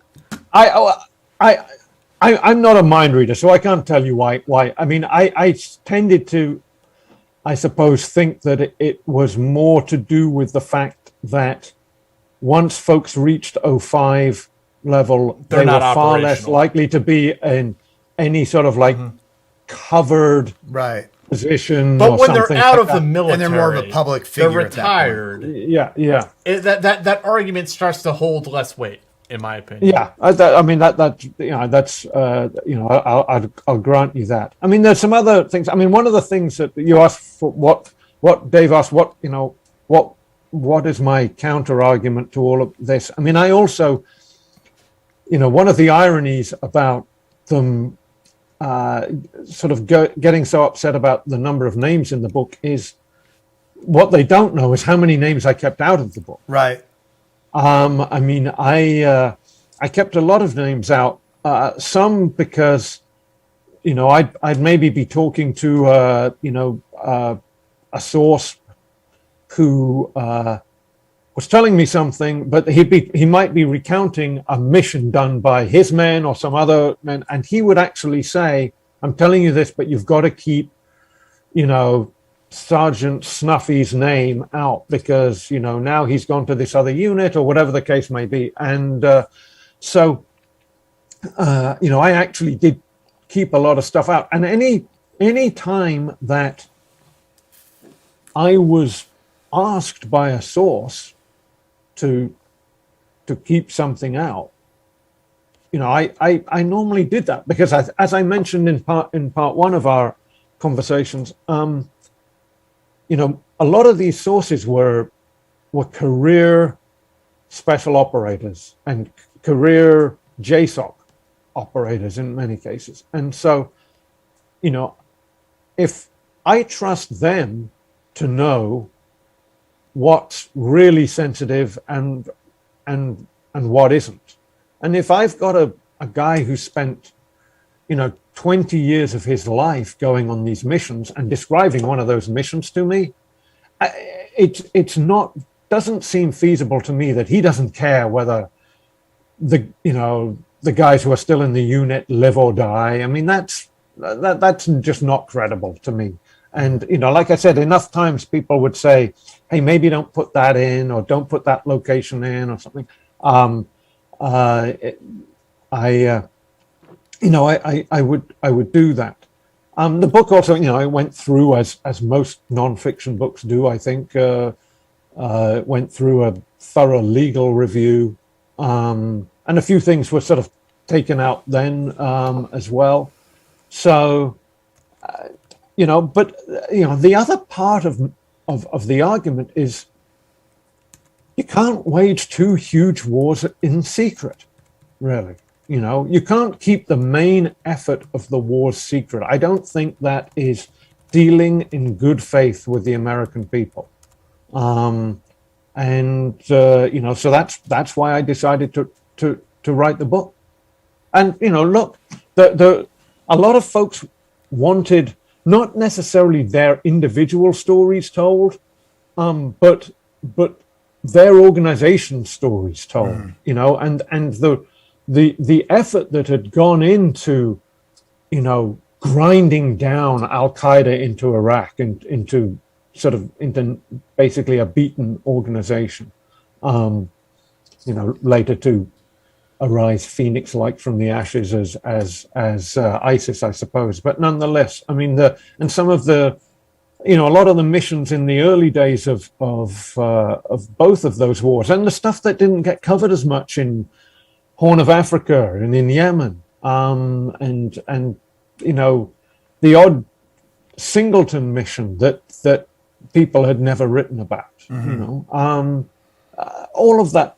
You know, I knew there were great stories there, and you know, you know, and enough of the JSOC community also wanted those stories told. Right. That the book, you know, resulted. You know, I remember talking to and I may have, if you know, if I'm repeating myself from part one, which was back in November, I apologize. But I mean, I remember talking to a retired special operations colonel, sort of about this, you know, about this subject that we're talking about now, and he said, you know, Sean, they'll hate you now. This was not long after the book had come out, and he said, and then in 20 years' time, your book will be the only proof that they have that they did what they did. Right. You know. That's true. And so that's. Do we have any viewer questions for Sean? Well, David A., thank you very much for the very generous donation, but he didn't ask a question. No, we don't. Okay. I don't think so. What were some of the big revelations for you personally, Sean, that came out of, you know, your research for this book? I mean, there's a lot of, and I could self-indulgently dive into this thing chapter by chapter, but what were some of the big revelations for you as you were writing Relentless Strike? A ton of them. I mean, I'm. If you'll indulge me, I have you know, I have a memo that I pulled out of a drawer like half an hour before we went on air, and I should have been memorizing it over the previous 48 hours. But I mean, it's this is a memo that is basically what I considered to be all of the scoops, and each bullet is a scoop, and it's you know, it's like a 6-page memo, but you know, I've got I think a lot of just as an example, I think it had the most detailed description up to that point in time of SEAL Team 6's Black Squadron, that, you know, the you know, which specialized in sort of advanced force operations and this, you know, undercover reconnaissance and surveillance. There's some stuff about the SDV teams leaving sensors on the Somalian coast, as I recall. Well, yeah, although that's true. I'm trying to think if that was in Relentless Strike. It was definitely in the 6-part series in Military Times about the secret war in the Horn of Africa. But I mean, I wouldn't have included that as a scoop because I'd already published it. Though, you know, it was interesting how much tension there was at different times between different figures in JSOC. Admiral McRaven, you know, who commanded the JSOC after McChrystal, I think certainly had some tensions with some of the SEAL Team 6 folks, and that certainly exhibited itself in the run up to the Bin Laden raid. I'll just hit a few of these at random, and it might give the reader some idea. I mean, there are new details of SEAL Team 6's freefall parachuting expertise, including the revelation that for years Team 6 kept a unit on standby in Afghanistan, ready to do a high altitude, high opening parachute jump across the border into Pakistan in the event that JSOC received actionable intelligence on bin Laden's location. And there were some in Team 6 who thought once he was identified in Abbottabad that option still should have been chosen rather than the stealth helicopters as the infill technique. The revelation that US intelligence tracked an unknown caller trying to reach a mobile phone in the bin Laden compound as the helicopters bearing the Team 6 operators approached. There's a whole chapter in there about Task Force Orange guys doing ops in Syria. That was very interesting. Yeah. I mean, that I had no idea about that before I started researching the book. And Task Force Orange, the sort of army organization that combines special forces and human intelligence and technical intelligence,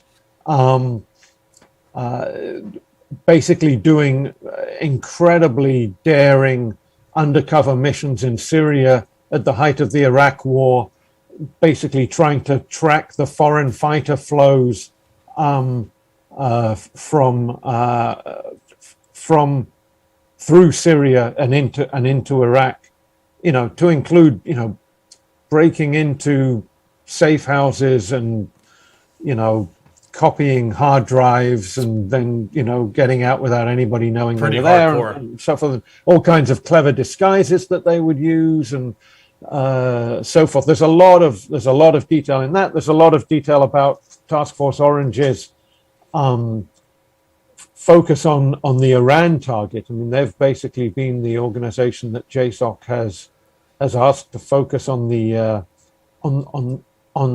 Iran target, not just Iran the country, but the sort of what they call countering malign Iranian. There's a whole chapter in here, if I recall correctly, Sean, about JSOC and the frustration in targeting Shia militia or Iran-sponsored Shia militia in Iraq during the heyday of the war.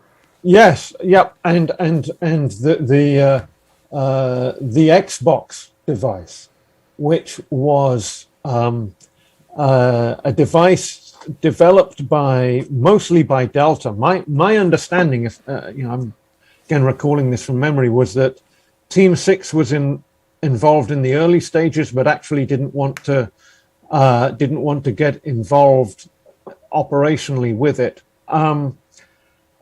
This was a device that they were basically reverse engineered IEDs, and that used local components or would be made to look like they were locally made IEDs by some local actor in Iraq. But they were, Delta used them to basically kill the facilitators in Iraq of the Iranian the Iranian Quds Force EFP IEDs that were being brought in. These are the very lethal IEDs that used copper-shaped charges. Yeah. That Iran sort of smuggled into Iraq and then used to kill hundreds of US soldiers. And Delta went after the folks in Iraq who were sort of key nodes in that chain. And it was a series of daring missions because there were very tight rules about who could about collateral damage, really. Right. I mean, they didn't. I mean, I'm And presuming you these didn't want to were- kill the guy when he's driving his kids to school, right? Right. So they had to sort of develop a pattern of life, and they had to gain access to the vehicle somehow, often because they were usually bombs in vehicles, and then when the guy gets into his vehicle to go pick up the groceries and he's away from everybody else, the headrest of his seat explodes. So these were deniable assassination devices, essentially. Yes, exactly. Yeah. So that was one of the. I remember the New York Post did a big sort of takeout on that when the book came out. So I mean that was. Somebody else told me. I mean, this is almost hearsay, so I sort of hesitate to sort of say this stuff. But I remember another reporter telling me that they'd been talking to a public affairs officer in the Pentagon and said, I want to talk to you about something in Relentless Strike, and the PAO was like, not the Xbox devices, and the reporter was like, yes, and the PAO was like, so yeah. I mean, look, I'm not a natural self promoter, but there's a ton of that sort of stuff in the book.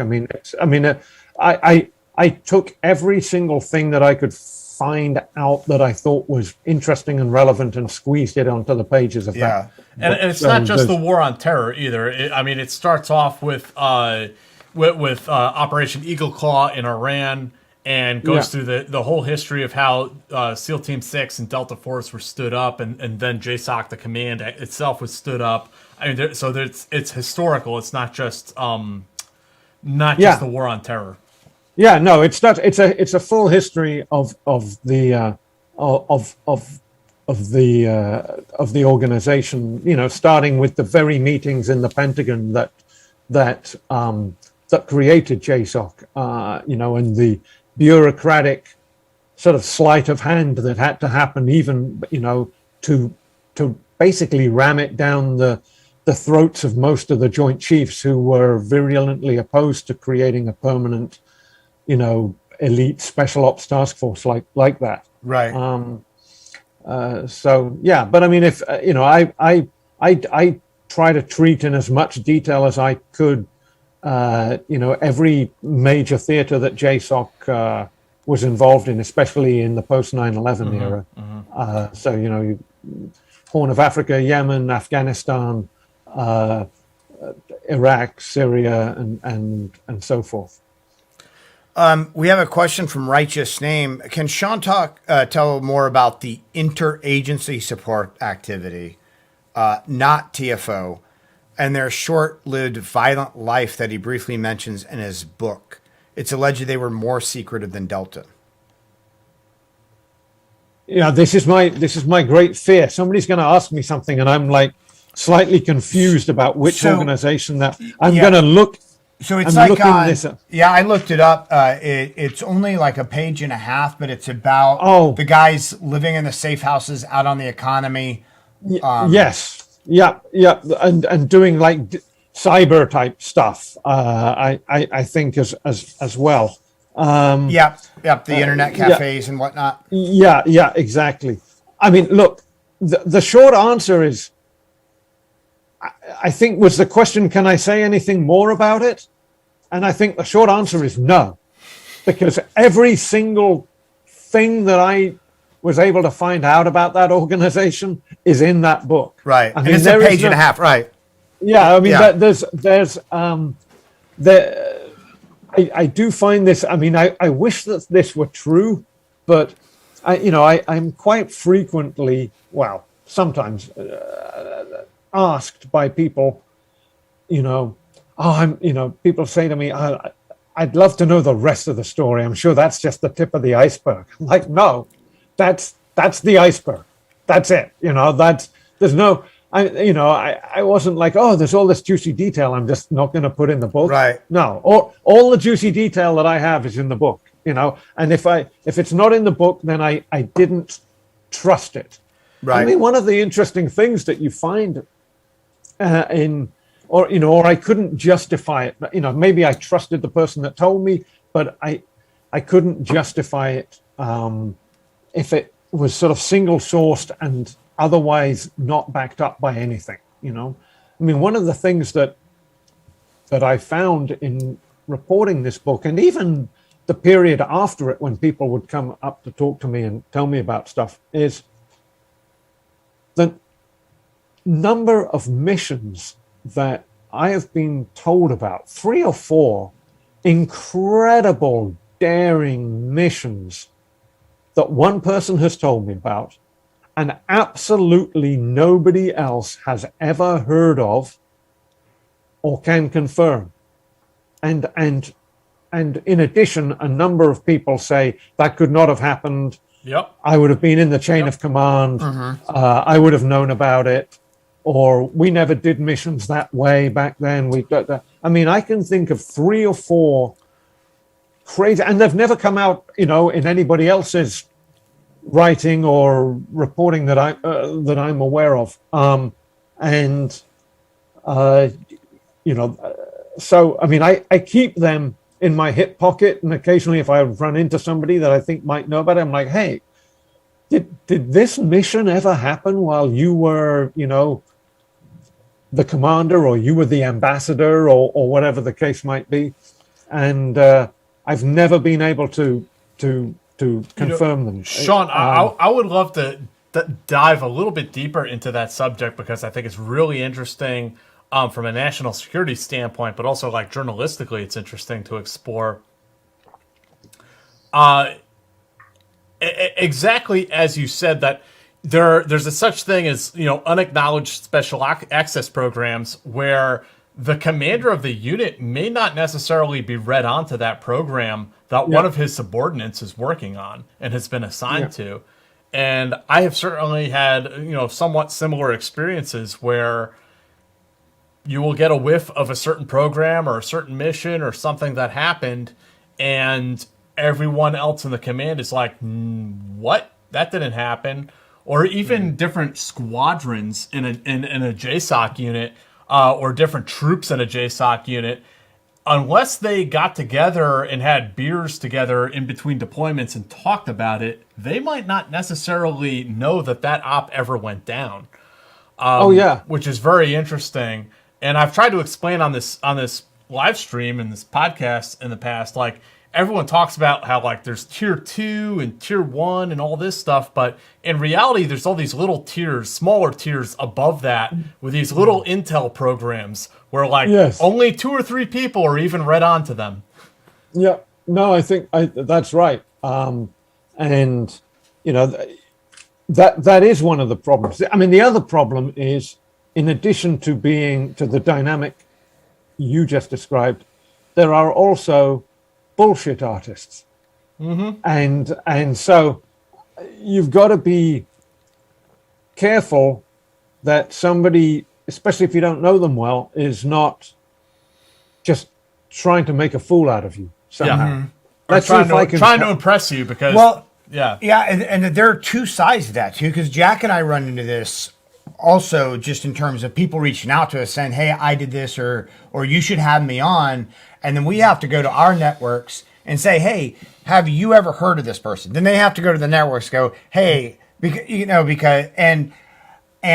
so there are those people who are posers. And I'm sure you've run into a lot of those people who have tried to claim this sort of black ops, background. Their stuff was so secret that nobody knows about it. And then there are also the guys who no shit did stuff, but for whatever reason, the stuff they did wasn't enough. And so then they want to further embellish a little bit more, like maybe added an additional silver star to the resume or whatever, and it's always hard to tell in this world. Yeah, no, I mean that's absolutely right, and I don't think I've run into too many of the latter category. I mean, and the other dynamic, of course, to get it back to sort of more sort of like nuts and bolts stuff is, some of these would be probably Title 50 missions, maybe conducted in conjunction with Central Intelligence Agency, for instance. And so, then you're not even talking about necessarily a military chain of command even being read in on it. Mm-hmm. It's kind of nuts when you think that there are certain operations that maybe only 30, 35 people in the entire world are even aware of. Yeah, I mean, I think for a long time, I don't want to misspeak here because it's a long time since I thought about this, but the stealth helicopter program was basically kept secret from a lot of the 160th people, and I think, and I'm prepared for somebody to tell me I'm completely wrong. I think sometimes certain, at least incoming commanders, didn't know about it. It was sort of left dormant for a while. I think I describe in the book that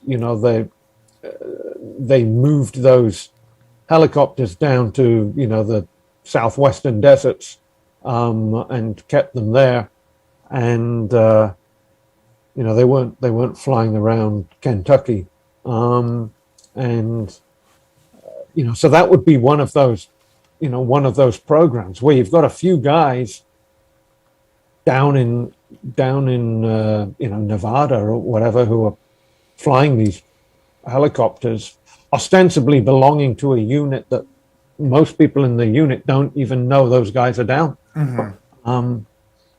So there's I don't know if you guys saw it, but there was a video that popped up online, and it was what is it? What's a HIP? The Russian aircraft, like a MI8. MI8.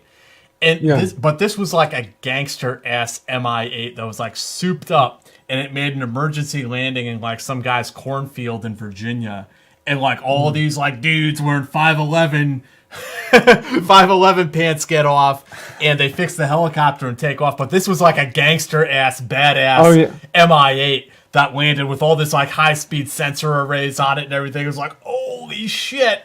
You can find it on YouTube if you guys go out there and look for it. It's pretty cool. Yeah. I mean, that was probably an agency aircraft. I would argue possibly an Echo Squadron. Possibly.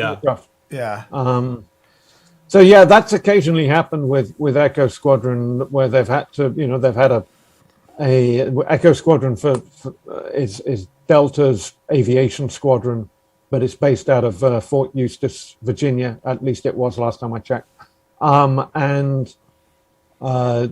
which is of course conveniently close to Camp Peary, aka the farm, the CIA's training facility.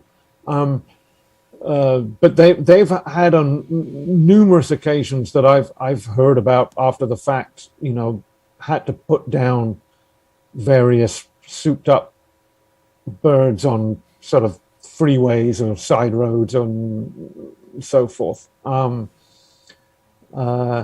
we saw it this week where a MH-60 had to be put down in Idlib, Syria, after taking surface-to-air fire, and then after the crew was cross-loaded, blown up with an airstrike.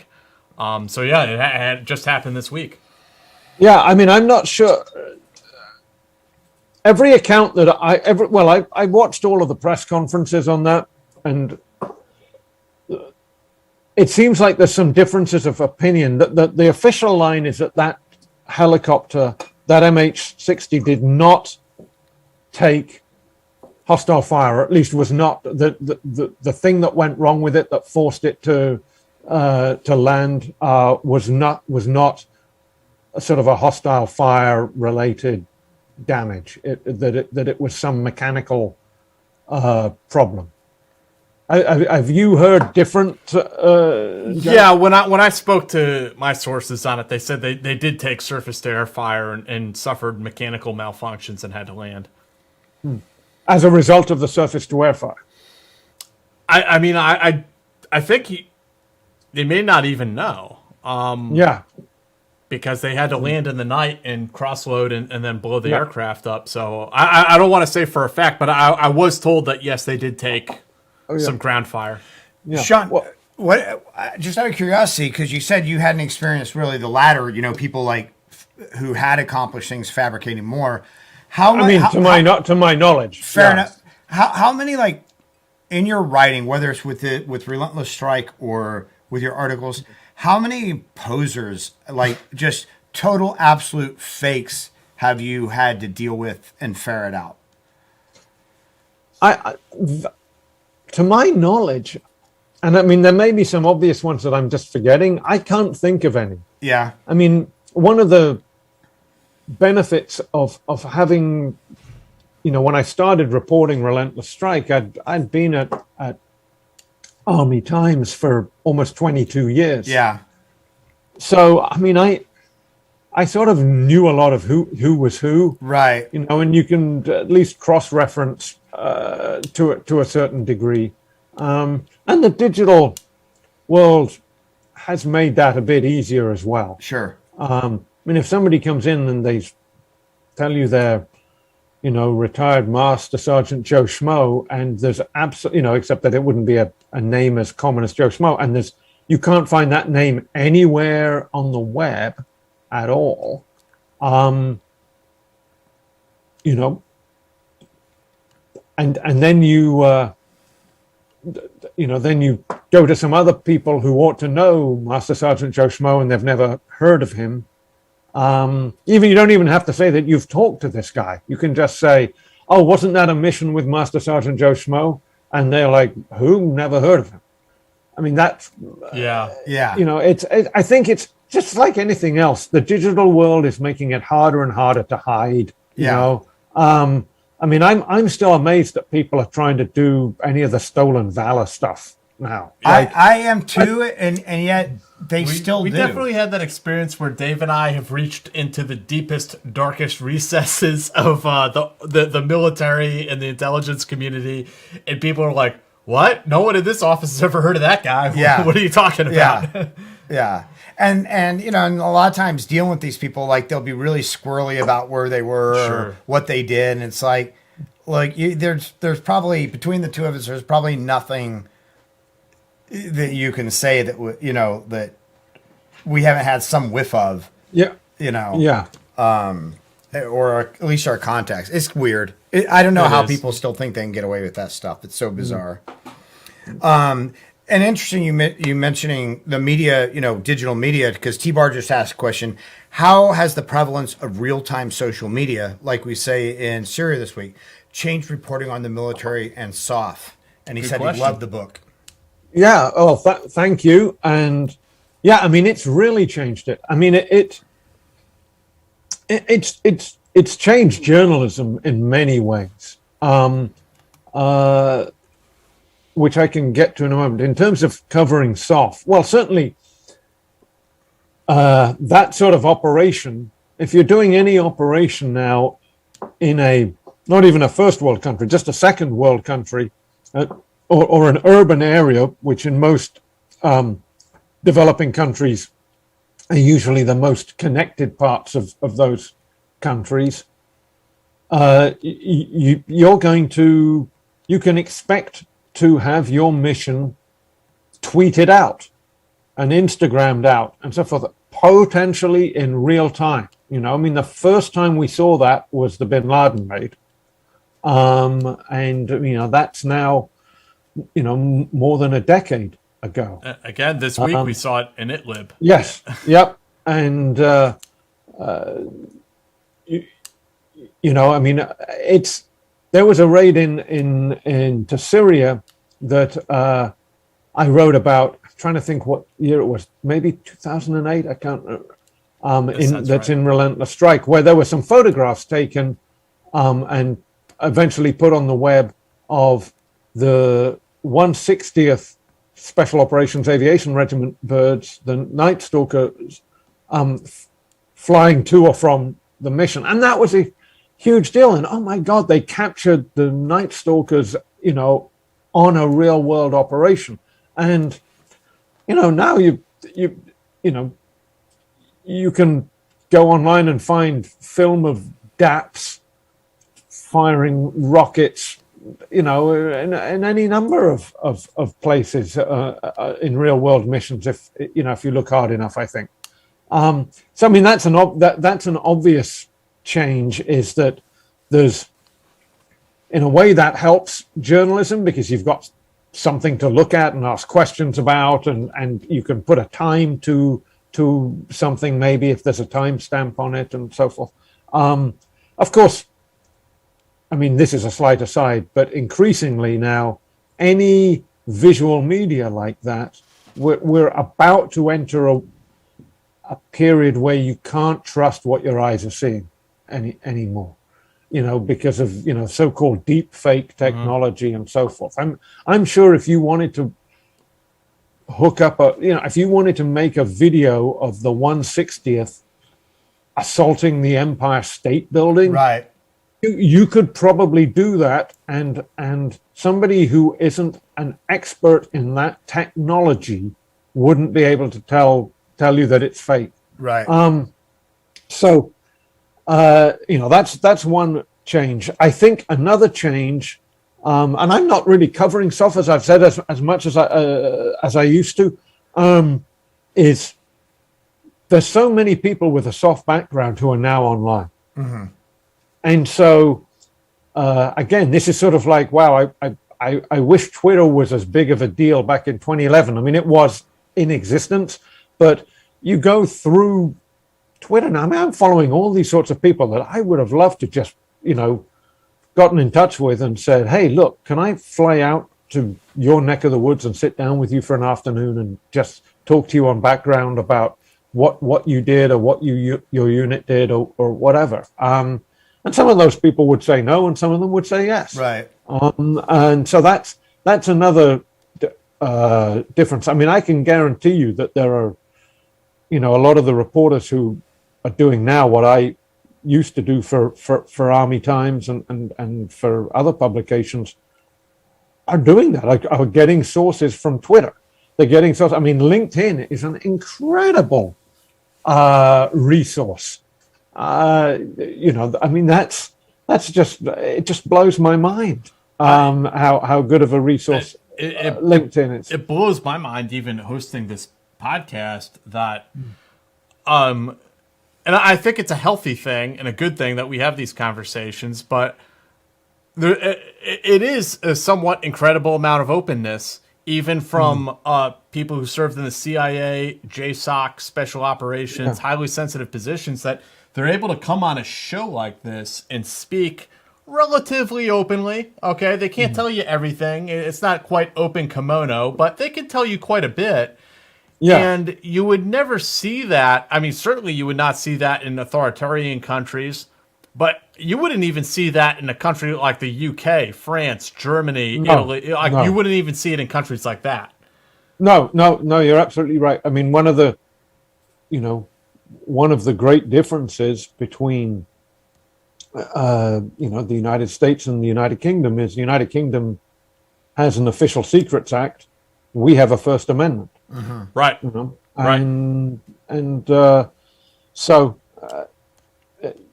I mean, that's the other thing. I mean, we touched on this a bit earlier in the in the broadcast, but the proliferation of special ops oriented podcasts and sort of YouTube shows and so forth, of which yours is obviously the best, right? I agree. Granted, I agree. But there are, there are quite a few out there now, and intelligence-focused ones. I mean, everything from, I listen very carefully often to Michael Morell's podcast and stuff. I mean, there are little diamonds. Sometimes, even when people are trying to be facetious, or are being very secret, there are little diamonds in there that, may not even be classified information. They're just interesting nuggets of information. And, you can use them to build the jigsaw, to create the picture that you're trying to create, to put the jigsaw together.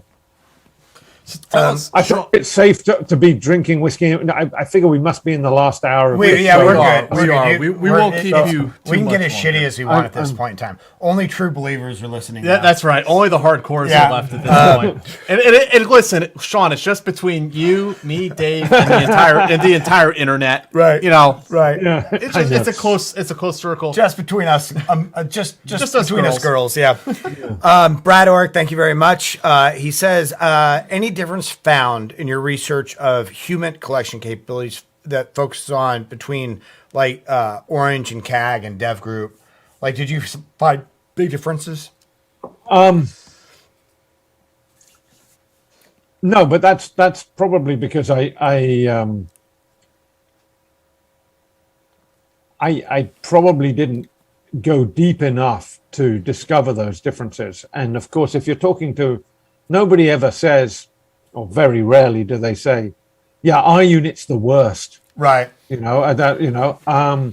And so what I make clear in the book, and of course I suspect this trend has only continued in the meantime, is that as the war on terror went on, that the special mission units, particularly Delta and Team 6, each basically developed their own AFO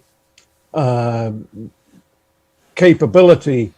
In Delta, it grew out of Operational Support Troop, OST, that was a relative handful of people, and then it just sort of became much larger. In SEAL Team 6, they created Black Squadron. In Delta, Operational Support Group became a squadron. I mean, it changed names a couple of times. They actually changed the lettering that they gave that squadron, changed at least once. But I think it was G Squadron for a while. But I was quite surprised when I wrote the book. I mean, there's a lot of stuff I found out that surprised me, but how hard Team 6 had gone after that mission with sort of all kinds of cover apparatuses, covered platforms being set up, intelligence platforms and so forth, and ocean going craft and so forth. I mean, that was surprising to me. I thought that would be more down the CIA's sort of line of work. And of course, as JSOC's capabilities of doing this had expanded, that certainly raises the question of who does what, not just internal to JSOC, because you still had Task Force Orange that was sort of supposed to do a lot of that work, and you have the CIA that is supposed to do it for the nation, if you like. And so, I guess the official answer to these questions is always, there's more than enough work to go around. You've probably heard some variation of that yourself. But the CIA is usually quite protective of its mission set and of its reputation as the premier human intelligence organization in the United States government. And so, I'd be surprised if there, wasn't some friction about the burgeoning capabilities that, JSOC has sort of nourished. I think that it's interesting that this is going back to 1980 with Eagle Claw, of course, that the CIA specializes in gathering more strategic intelligence and not necessarily the kind of tactical intelligence that JSOC needs. However, I think it's very interesting when you start talking to people how often JSOC operators are working under Title 50 CIA authorities to go and do operations. Yeah, I mean,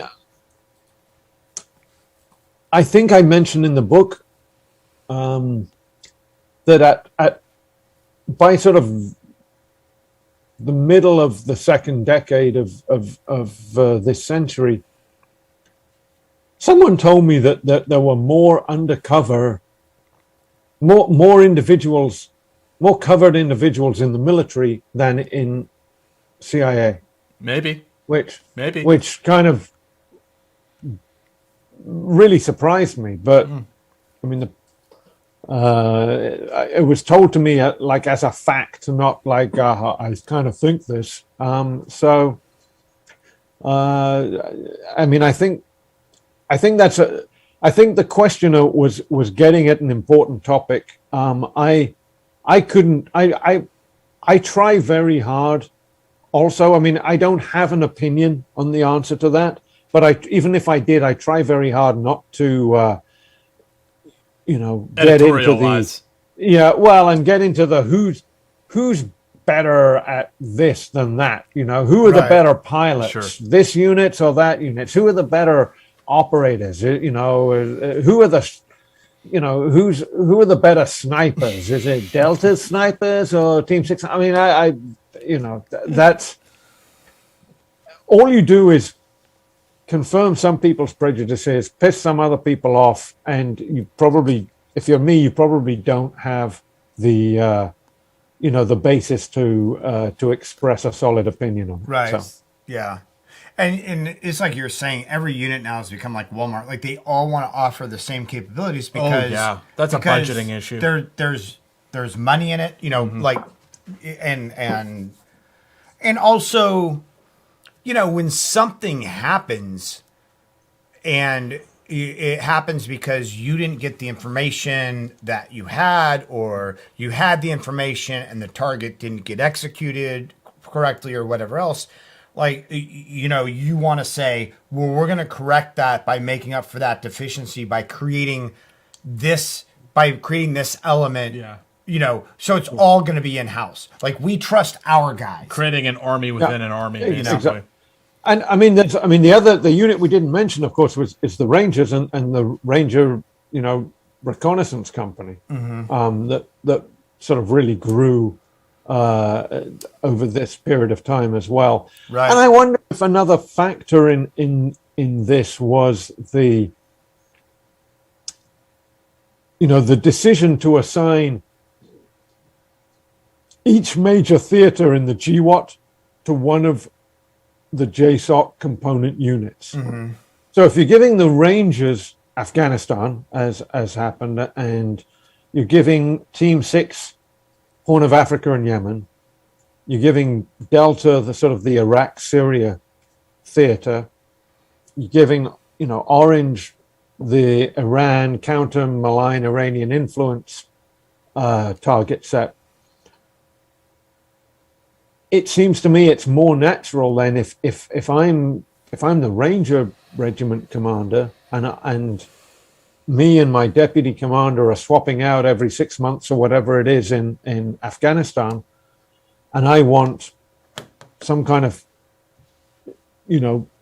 organic intelligence capability to in my theater, and Delta's not going to give me their best guys because that, or gals as the case may be, because they're consumed in Syria and Iraq and fighting ISIS as they are now. I mean, so I can see why people, and they probably have to ask very nicely for the CIA to do something. And as you were mentioning earlier, CIA more specializes in strategic intelligence than which way does the door open, in this way or that way to blow, if we want to, if we want to storm that compound. Right. So, I think that's another factor. Yeah. Sean, I want to ask you about what's coming up next from you, but I am going to take a moment here to shamelessly self-promote because, and it's not completely unrelated to what we've been talking about today. I had an article come out on Yahoo News today. The title is "A Clandestine Army Operative Concealed His Mental Health Problems Until It Was Too Late. Is the Army to Blame?" It's up on Yahoo today. It's about a guy who served in a clandestine army unit, and he sadly took his own life. His name was Michael Frody, and it examines the issue of mental health and how do we get better mental health care to clandestine personnel in the military, and some of the unique issues that affect them. So, and I read that article, and I endorse it, and I would tell you, if you are anybody listening or watching, that you should definitely go and read that article, because I mean it told me a lot of stuff that I didn't know, a lot of interesting facts, not just on the mental health angle, but on other things as well. So it's that was a fascinating article. Yeah, thank you, Sean. And I hope it gets around, and I hope it elicits some change, maybe in the military and how they go about monitoring mental health and taking care of some of these guys, because there are some pretty serious issues. But for you, Sean, what is the next step in Sean Naylor's career? Where are you heading next? What are you working on now? I'm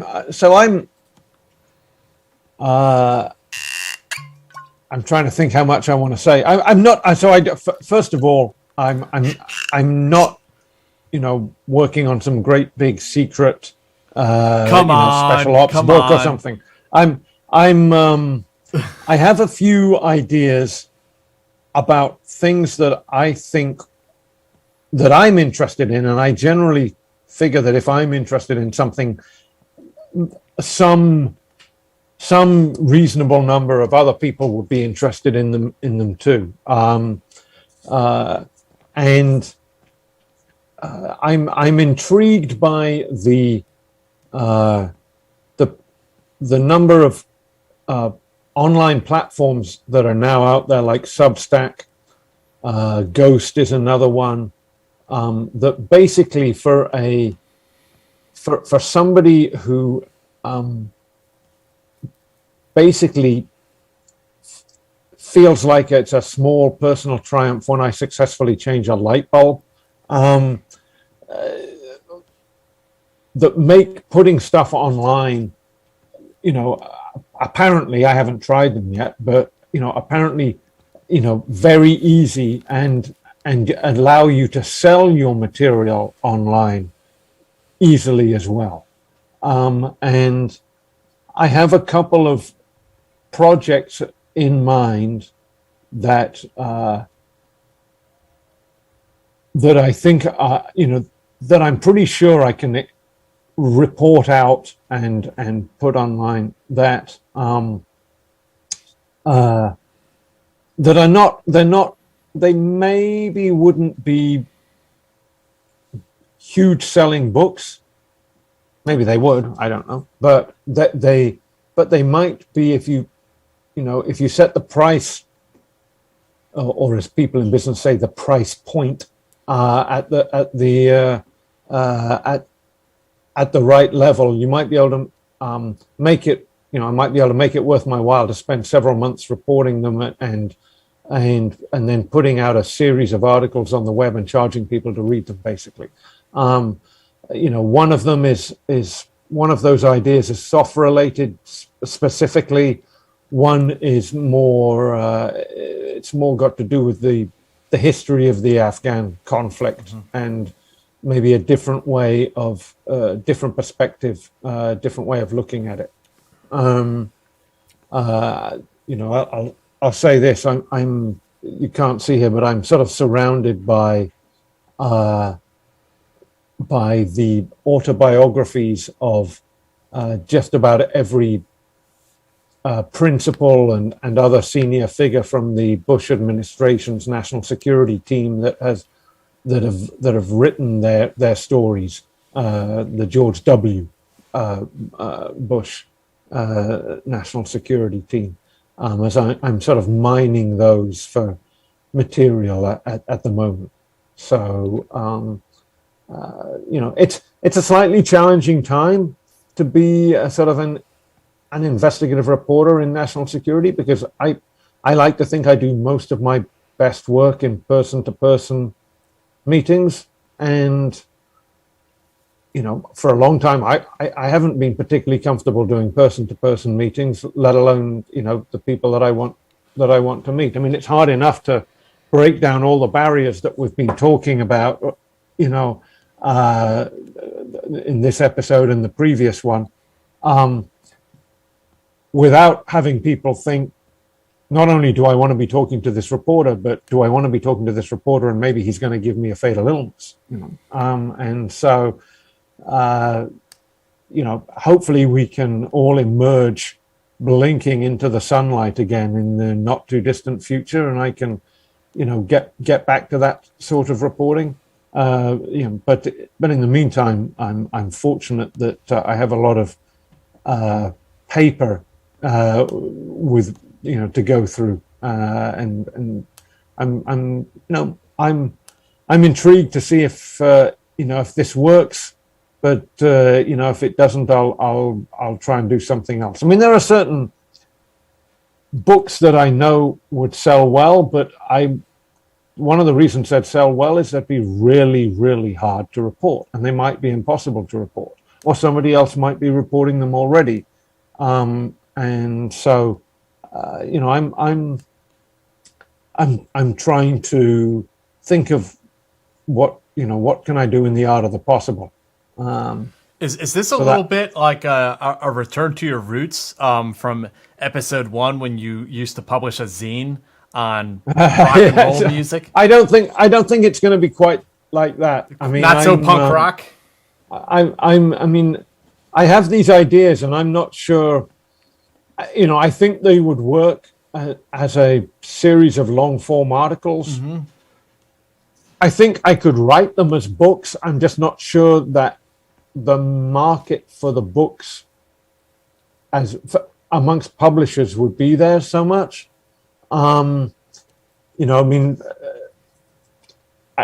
Just to throw some numbers out, if a publisher may only be willing to pay, a book takes longer to write.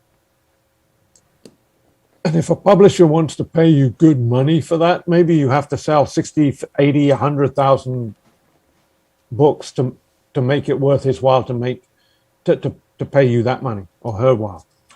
On the other hand, if you can write a series of articles that a certain subset of folks will find interesting, and 10,000 of them will pay $10 to read that series of articles. I mean, I'm throwing numbers out here at random, right? Then you can make a decent amount of money from fewer readers, and you're charging them a lot less than they would have to pay for the hardcover book as well.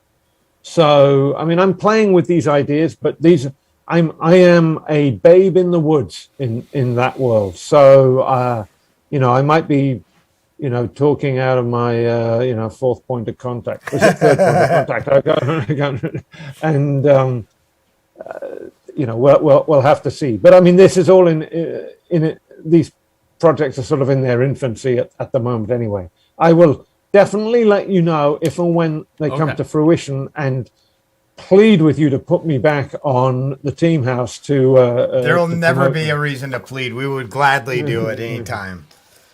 Do it again, guys out there. Please go out and pick yourself up a copy of Relentless Strike.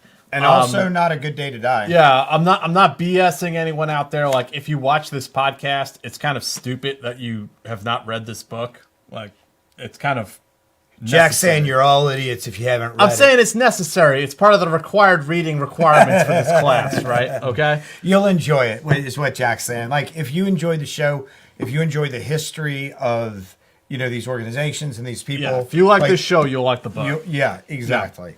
Yeah. Next episode, we're going to have a former Australian diplomat on the show who had some pretty significant crossover with their SOF and OGA component, telling some fairly interesting stories. So that's going to be next Friday. We have 2 more questions real quick. Delta Zulu, thank you very much. Any insight in the exercises conducted by JSOC on U.S. soil, such as Jackal Cave? Ooh, spicy. Well, I describe in the book how JSOC for years, and I presume this is still the case, but I don't know, had a quarterly series of exercises that they call the joint readiness exercises, and they could take place anywhere in the world, but some of them might take place in or parts of them might take place in the United States. And I mean, they became a little bit controversial in the immediate post 9/11 era, because there were folks, particularly folks in Delta, who felt that that those exercises were starting to basically be the organizing function for JSOC, as opposed to something to test whether or not they could actually do what they were being, what their raison d'etre was, whether they could do the missions that the National Command Authority needed them to do, that they became sort of the be all and end all. And there were some people who thought that in the immediate wake of 9/11, after spending a month or two conducting some operations in Afghanistan, that the JSOC commander at the time was sort of eager to pull everyone back to the States to get back on the JRX schedule. Mm-hmm.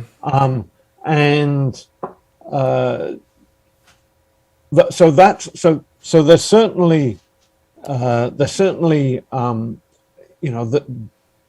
those sorts of missions have to be exercised at to some level. And the smaller, I'm not exactly sure which training events the questioner was referring to, but I mean, you often see now, I mean, there are websites that cover these things in some detail. I'll give a shout out to The Drive that does a lot of it.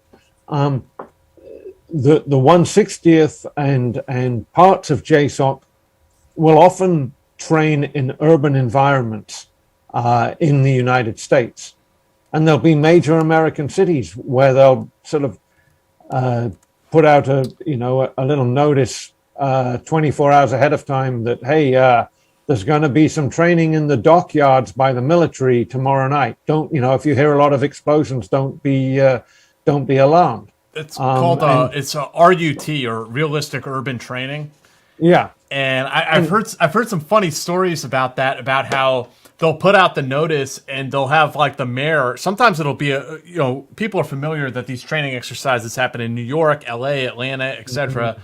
Sometimes they happen in like small town rural America. Mm-hmm. And I heard some pretty funny stories about how like the mayor will be on board, but then after the locals complain about having all these Blackhawks and Chinooks flying over their neighborhoods at night, there will actually be like town board hearings, and some squadron commander from Delta will have to show up in his Class A uniform and like explain to the man, really, in like rural Virginia, like, yes, ma'am. Yes, sir. I'm so sorry that our helicopters made so much noise and flipped over that rooftop at the scaffolding at this work site, and and have to like try to make amends.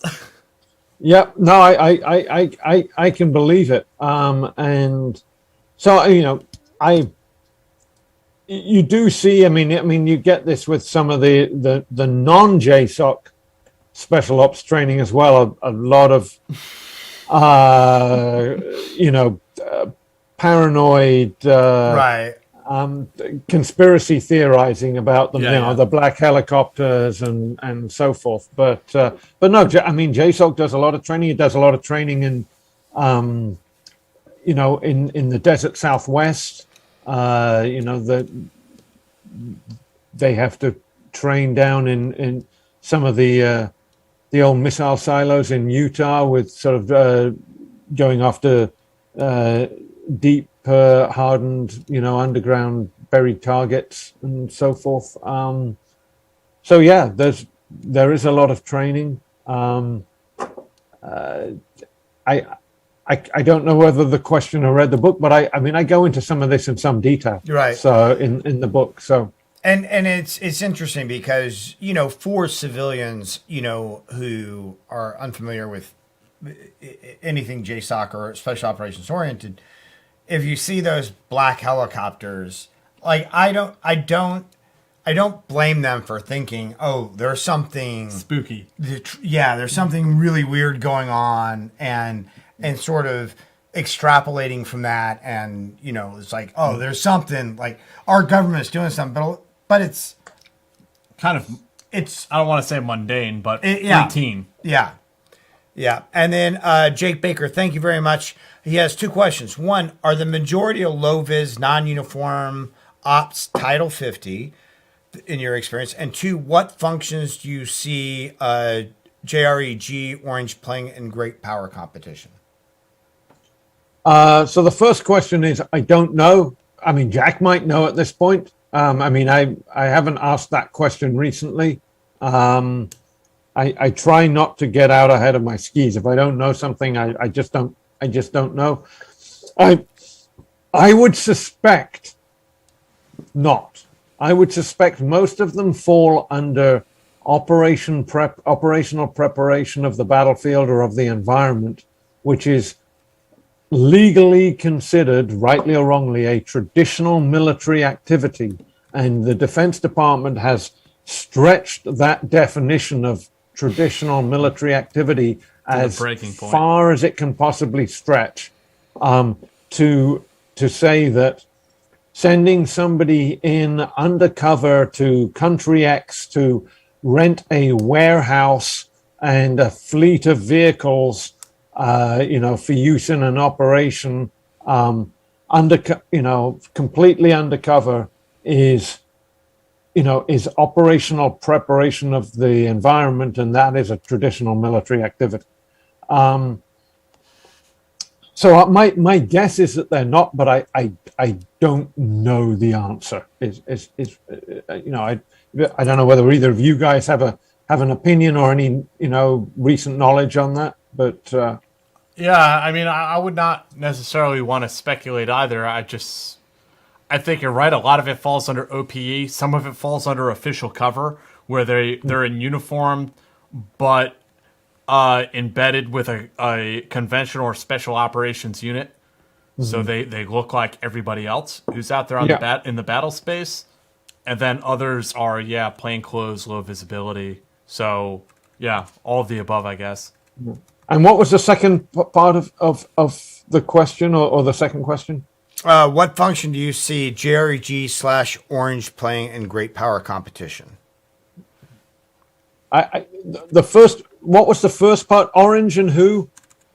JREG. Maybe he means JSOC. I don't know. I'm not sure. Well, I think they're going to do the same sort of stuff, basically, that they've always done, which is close in reconnaissance, and especially the sort of signals intelligence stuff. I mean, I have a story it's not great power conflict, but it's the sort of thing that JSOC has often done. I mean, it actually, to my knowledge, wasn't an Orange operation. It was a Delta guy, but basically doing an NSA mission where they drove this was before the invasion of Iraq, and they drove like an SUV into Iraq, obviously undercover, that was packed with hidden sensor gear. And they sort of parked it in downtown Baghdad near, I don't know, the Ministry of Defense or something like that. I think I'm a bit more specific in the book. I just haven't thought about it for many years. But they, that sort of thing could potentially be done in Ukraine, in Russia, in China, or more likely in third countries with which the United States and China or Russia are in competition. So maybe you're trying to keep tabs on the Wagner group the Russian mercenary group in Africa, and you're running some undercover mission to put some signals intelligence gear close to their headquarters. I mean, those would be my thoughts. JSOC is an extremely powerful bureaucracy in the military now, and bureaucracies don't like to give up power and influence. Right. And so I would imagine that JSOC has been sort of for several years looking at the way the wind was blowing, for furiously figuring out what arguments it was going to make to policymakers to prove its relevance in great power competition. I very much doubt that we're going to sort of hear about units being disbanded. I mean, the JSOC Intelligence Brigade is a huge organization now. I doubt that's going to go away. So I would imagine, frankly, that one area that JSOC, and people have told me this years ago to keep an eye on, that one area that JSOC will probably try to expand into, and probably has already been trying to expand into, is cyber. So, yes. That's watch that space, if you like. Yeah. And then I think we had one last question that just came in. All right, one more. And this is it. Oh, it's just Jake saying, I understand ISA old name and JREG new unit name for TFO. Oh, thank you. So, cool, man. Okay. So, Sean, thank you so much for joining us tonight and spending your Saturday evening with us and answering all these questions and humoring us with these inquiries. Again, guys, go pick up Relentless Strike if you haven't already. And also, Awesome Not book. a Good Day to Die. Like, both of them are phenomenal. I appreciate that. Thank you. Yeah. And thanks for having me on, and thanks to everybody who's either spent their Saturday night with us, or maybe is going to listen to us on the car on a long car drive sometime in the next week or two. That's right. Get those long car drives. Yeah, and I look forward to seeing what you have coming next, Sean. And please stay in touch. And I hope we can have you on again sometime when your next work comes out. We have some more to talk about. Okay. Yeah, I hope so too. All right, guys. So I'll see all of you on Friday. Speaking with our next guests about some interesting stuff from Australia. Put it that way. We're going to put another shrimp on the bobby. Yeah. No, that's not. Anyway. Thanks, guys. All right. Thanks.